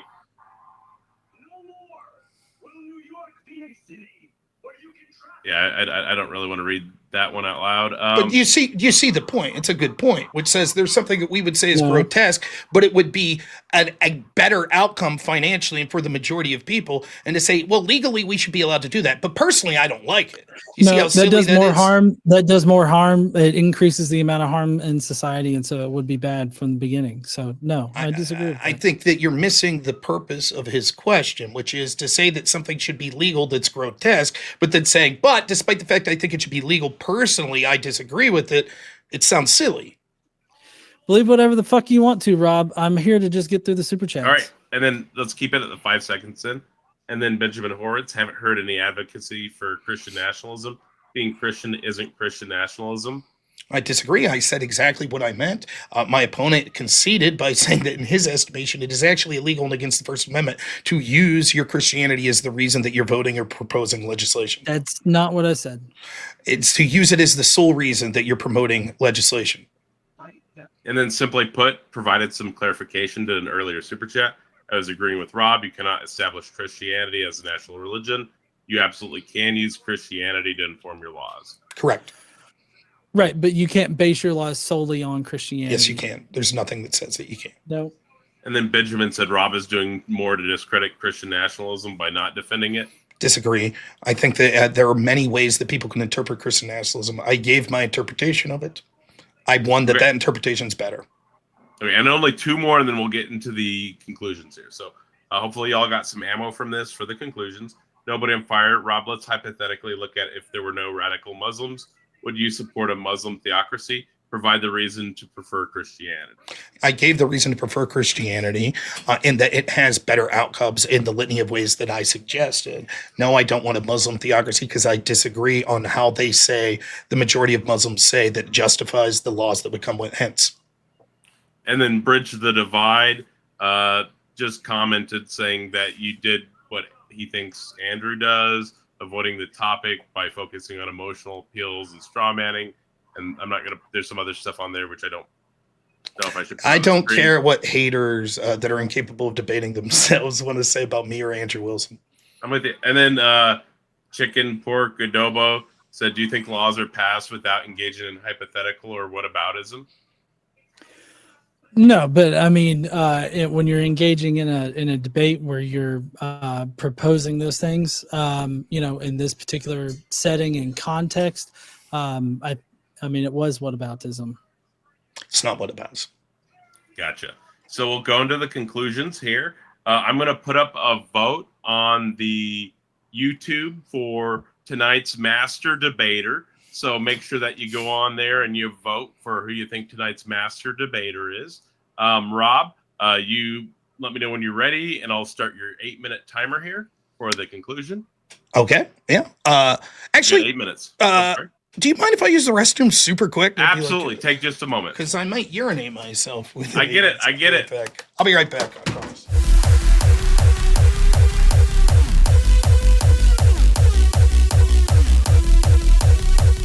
Okay. Thank you so much for that. I very much apologize. Are we good? You guys still there? Yeah, you ready? Okay. Yep, I'm ready if you guys. You've got 8 minutes. All right, thank you so much. So I think if you go back to my opening statement that I was able to prove my case quite succinctly. If you're looking at what was said in this debate, you can see that my opponent offered very little defense of the status quo, nor did he offer defense of sort of secular humanism that had any really offensive prescriptions as to why it should be preferred. I was able to articulate, even though we didn't talk much about it because it was just unquestioned by my opponent or he didn't get around to question to it, the claims that I made in my opening statement that still stand, that it would be better for birth rates, it's better for people's mental health, it's better for their physical health, Christian nationalism, it would be better for the family units, it would be better for children in all ways, it would be better to increase our economy, it would lead to less prison time, it would lead to less violence, etc. That pretty much goes undisputed. The only couple of things he said was the question of violence. He cited a bunch of studies that I'm impugning exactly what those studies do. He has an appeal to authority. I've done this debate in several other times, including a modern day debate recently. No, these studies are a joke, particularly when we look at the last 8 years since Trump's been in office. We can see that the violence is overwhelmingly more from the left, and the polls that I suggested from YouGov, these aren't ridiculous polls, suggest that the left is far more, and hence the more secular. In fact, the more lefty you get, and hence more secular on average, the more likely you are to say that political violence is justified. We can see this in our current environment as people fight against ICE, etc. All of these are reasons to prefer Christian nationalism. There's no real downside whatsoever other than him just saying, but you'll be racist. I won't be. All the data suggests that the Christians that I'm suggesting would be put into power wouldn't advocate for racist policies whatsoever. They wouldn't advocate for stoning children. They wouldn't advocate for stoning gay people or anything. He also fundamentally doesn't deal with the fact that he has conceded in effect, and he'll try to answer in his last statement so that I won't have a chance to respond, that if we don't have Christian nationalism, what'll happen is we'll lead to an increase in migration from populations that are antithetical in a bigger way towards sort of his secularist pursuits, such as people that identify as Muslim or other religions.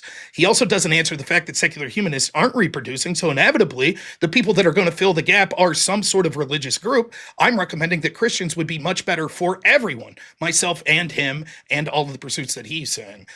You can see that his interpretation of secular humanism is not based in rationality. You can see how he goes to insults, calls me racist. You can see in how he refuses to answer questions and falsely interprets things as whataboutism it isn't. You can see in how he misinterprets clearly what the First Amendment is. And he's all over the place. Like, it doesn't just show that it's bad form in this debate, but I'm not really complaining about that. What I'm suggesting is this is the problem when you have a subjective morality set such as secular humanists. Almost every secular humanist I see that wants to debate online makes this claim that they're about rational debate. And yet, by simply sitting down with them for 2 hours, you can see how that rationality is quickly thrown out the window. For example, he refuses to answer pointed questions that get to the fundamental roots of his morality by just waving them off as that's whataboutism, even though that's clearly not what the term whataboutism.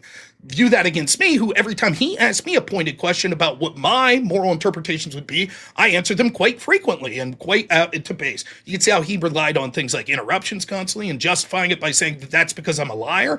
And it just goes to show that there isn't a rational view. I particularly impugn his worldview, showing it how it would justify things like murder, which is another reason to prefer using a Christian nationalist foundation, particularly the Ten Commandments and the thou shalt not kill rule, where he's trying to make the claim that a baby 2 days before birth would be allowed under his system to be killed. He could say, yeah, but I'm doing that because I think it'll lead to less babies being killed, or I'm doing that because I don't think anyone would ever do it. It's nonsensical. There are doctors that are willing to do this, and even if there weren't, he's still justifying it, despite the fact that he waffled on it several times, saying that his moral framework would allow this to be law. It is a bad moral framework that the secular humanists are offering, and you can see why things are getting precipitously worse in many ways as we become more secular as a country.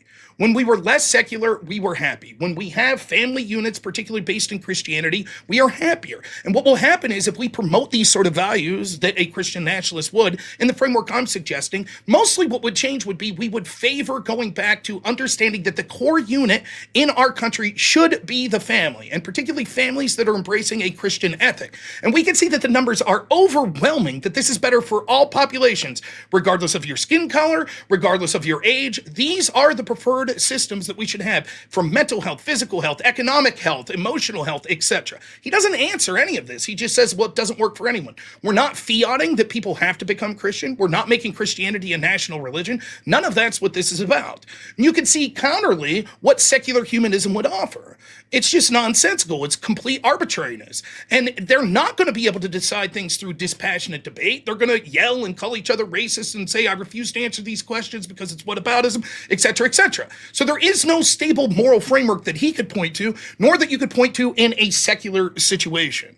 In addition to that, we could see that when we see these people that are coming in that will be necessary to fill the horrible harms of not being able to replace our birth rates, we can see that not only will there be economic devastation, and we're going to see this in the next 20 to 30 years, not just in the United States, but across the world, we can see that either A, we're not going to be able to solve these terrible problems that come that's going to affect our economy, that's going to affect the health of elderly people, etc. But secondly, the only way we'll be able to replace it is by bringing in people that lack social cohesion. One of the arguments that wasn't dealt with the entire time is if we don't have a country where we're all cohesive based on race or geographic location, because the United States is huge, it's like as big as like large portions of Europe. If we don't have that, and we don't even say that we value what the founding fathers say, as he seemed to say at some point, what is it that brings us together as a country? We have to have a stable moral framework. We have to. And the best way to have a stable moral framework is to have an objective framework that we could put to. Instead, for him, we just have like, no, it's the greatest good for the greatest people in my interpretation of what it would be. And if you question my moral principles, I'll just shout at you, call you a racist, and say, actually, that's whataboutism, so I refuse to answer it. So for all those reasons, I think it's clear to say in this specific debate that he has exhibited both through his performance and argumentation why secular humanism is bad. He hasn't articulated what the negatives of Christian nationalism would be other than boogeymen, which he's unable to provide any instance whatsoever of how this would come to fruition. Oh, but this one person said, spare the rod, spoil the child. So some people might beat their children if there was Christian nationalism. And yet the data shows overwhelmingly those aren't the sort of laws that would be put in place. He'll try to make arguments in his closing statement that he hasn't made anywhere throughout the debate. He'll try to say, well, the reason we couldn't get to those questions was because you were talking about irrelevant stuff. None of that's true. He was the one who decided to constantly waffle, to constantly say, no, I didn't say that. And then after 5 minutes of discussion, say, yes, that's okay. That's what I'm saying. And to constantly change his position. So it's his fault. I am the only person that has given offensive reasons the entire way through the debate of problems that exist in society, such as declining birth rates, happiness metrics going down, people being killed in the form of abortion and things like that.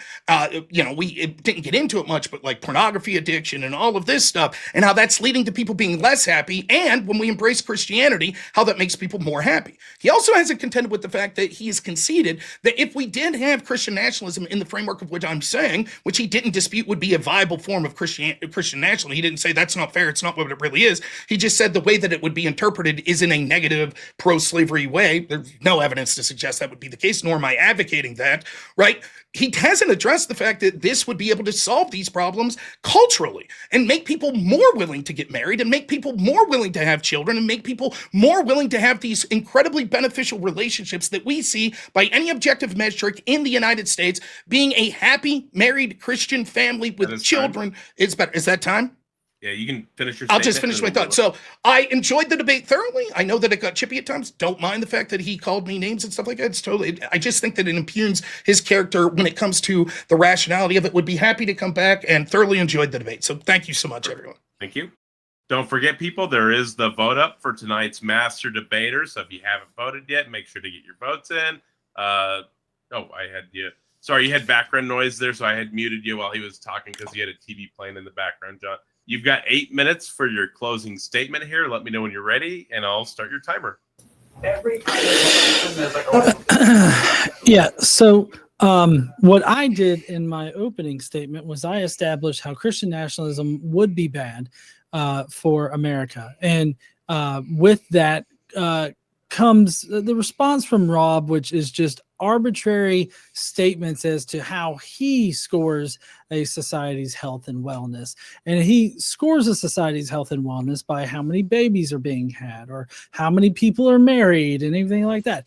So like all of the different criteria he uses to measure the health and wellness of a society, the happiness of a society, are not actually the indicators that we use for health and wellness of a society. If you actually look look at the health and wellness of societies and how we measure those, you'll see that the more secular a society is, the higher it comes out on top of those particular measures. So the fact that Rob has to make up, well, maybe not Rob makes it up, but somebody has made up these mysterious criteria for what makes a happy and healthy society, a good society.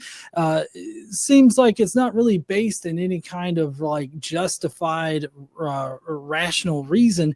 It seems to just be justified by, what makes Christianity look good. And I don't think that if you use a biased set of indicators of like, Christian indicators or whatnot that props Christianity up, you're really getting an honest look at the health and well-being of a society, because you can have a society that's pumping out kids every single fucking hour, but that doesn't mean that the society is happy, healthy, and it ranks high on the wellness factor, that it ranks low in crime and poverty and all that kind of stuff. That's not what that means. Everything that Rob mentioned tonight, he has either strawmanned my response to, or he has just totally misrepresented what I've said. I've included nuance in my responses, and when he has tried to back me into a corner to give a yes or no answer, I've refused, and I've given what my position is. I tried to clarify that one time, and obviously, as I knew that he would, he strawmanned me. He misrepresented my positions at every single turn. Even in his conclusion that you just heard, he misrepresented my positions. Because like on the abortion thing that we spent way too much time on, he really focused on his whataboutism for, killing a fetus that is 2 days from delivery, when I perfectly laid out why that is not a likely situation to occur under my particular model. And under my model, it's the reduction of harm that is key there. And I believe that allowing women to have bodily autonomy and allowing them to choose, whether or not they should be pregnant, I think is a key factor in providing, to the health and well-being of a society. So basically what we're left with is Rob strawmanning and misrepresenting me all throughout it, me desperately trying to keep him on track as he jumps across and equivocates different ideas, different statements, and trying to keep up with the conversation that he seems to be having in his own mind, while at the same time, I'm sitting there also providing you with a firm foundation in which to build a happy and healthy society that has been shown to work in other countries like Norway, Sweden, other secular societies out there. Putting human welfare, reason, and ethics at the center of it, at the center of our moral foundation, I think is going to give us the best society. It's also going to combat a lot of the negatives that Christian nationalism would introduce, like the persecution of minority groups, the rampant authoritarianism that comes with white Christian nationalism, and other things of that nature. Secular humanism would reduce the harm in a society and promote a good and healthy society through reason and justified conclusions for that are based in actual data that represents what's best for a society, so that we can be a more data-driven society that actually produces the results that we want. I feel like Rob has a very dramatized view of how that's going to play out. He's got a very specific version of Christianity that he's proposing here, but there's no way which he can indicate that that would be the version of Christianity that is selected. And if history has shown us any other way, it's the authoritarian route. It's the route of fundamentalism, because that one seems to always win out for some reason. And I don't think that Rob has actually properly given us anything but arbitrary reasons to pick Christian nationalism. And I'm done. Perfect. Thank you for the great closing statements, both of y'all. I know, John, you said you had to step away after the debate. I appreciate you being here. And Rob, if you want to hang out for a little bit, we usually have an open panel afterwards. Get a few small debate or discussion. I probably midnight. I don't know. I'll probably head out on the open debate. I don't mean to be rude, but just no worries. If that's fine, because I got a bunch of super chats. I got 70 to read in my end and all of that stuff. I get it. So tonight's master debater was Rob Noer, voted with 82% of the vote with 222 votes. Godless Engineer got 18% of the vote. So congratulations on your master debater title for the evening, Rob. Congrats. I won like Mamdani, right, John? And I have both of their links in the description to the video. If you enjoyed anything either party said, make sure you subscribe to them. They're both prolific content creators. Rob, I was there when you were on the politics Discord. Can I interrupt real quick? I really don't want anybody that's not already subscribed to me from this particular chat. I do not want your subscription. So please do not come and subscribe to me. Even those that agreed that you won? Those that are not already subscribed to me, I just would rather not have your subscription. Even if they agreed you won. It's odd. I didn't specifically say that, but what I'm saying is because I don't know who voted for me, so I don't know if they're already subscribed to me. The implication being that you assume the only people that voted for you are the ones that already subscribed for you. Nope, that's not the implication. Anyways, bye, Rob. I hope that you get some sense about you. Hey, see you later. Same to you, man. Good luck. Yeah, John, great seeing you. Thanks for dropping by.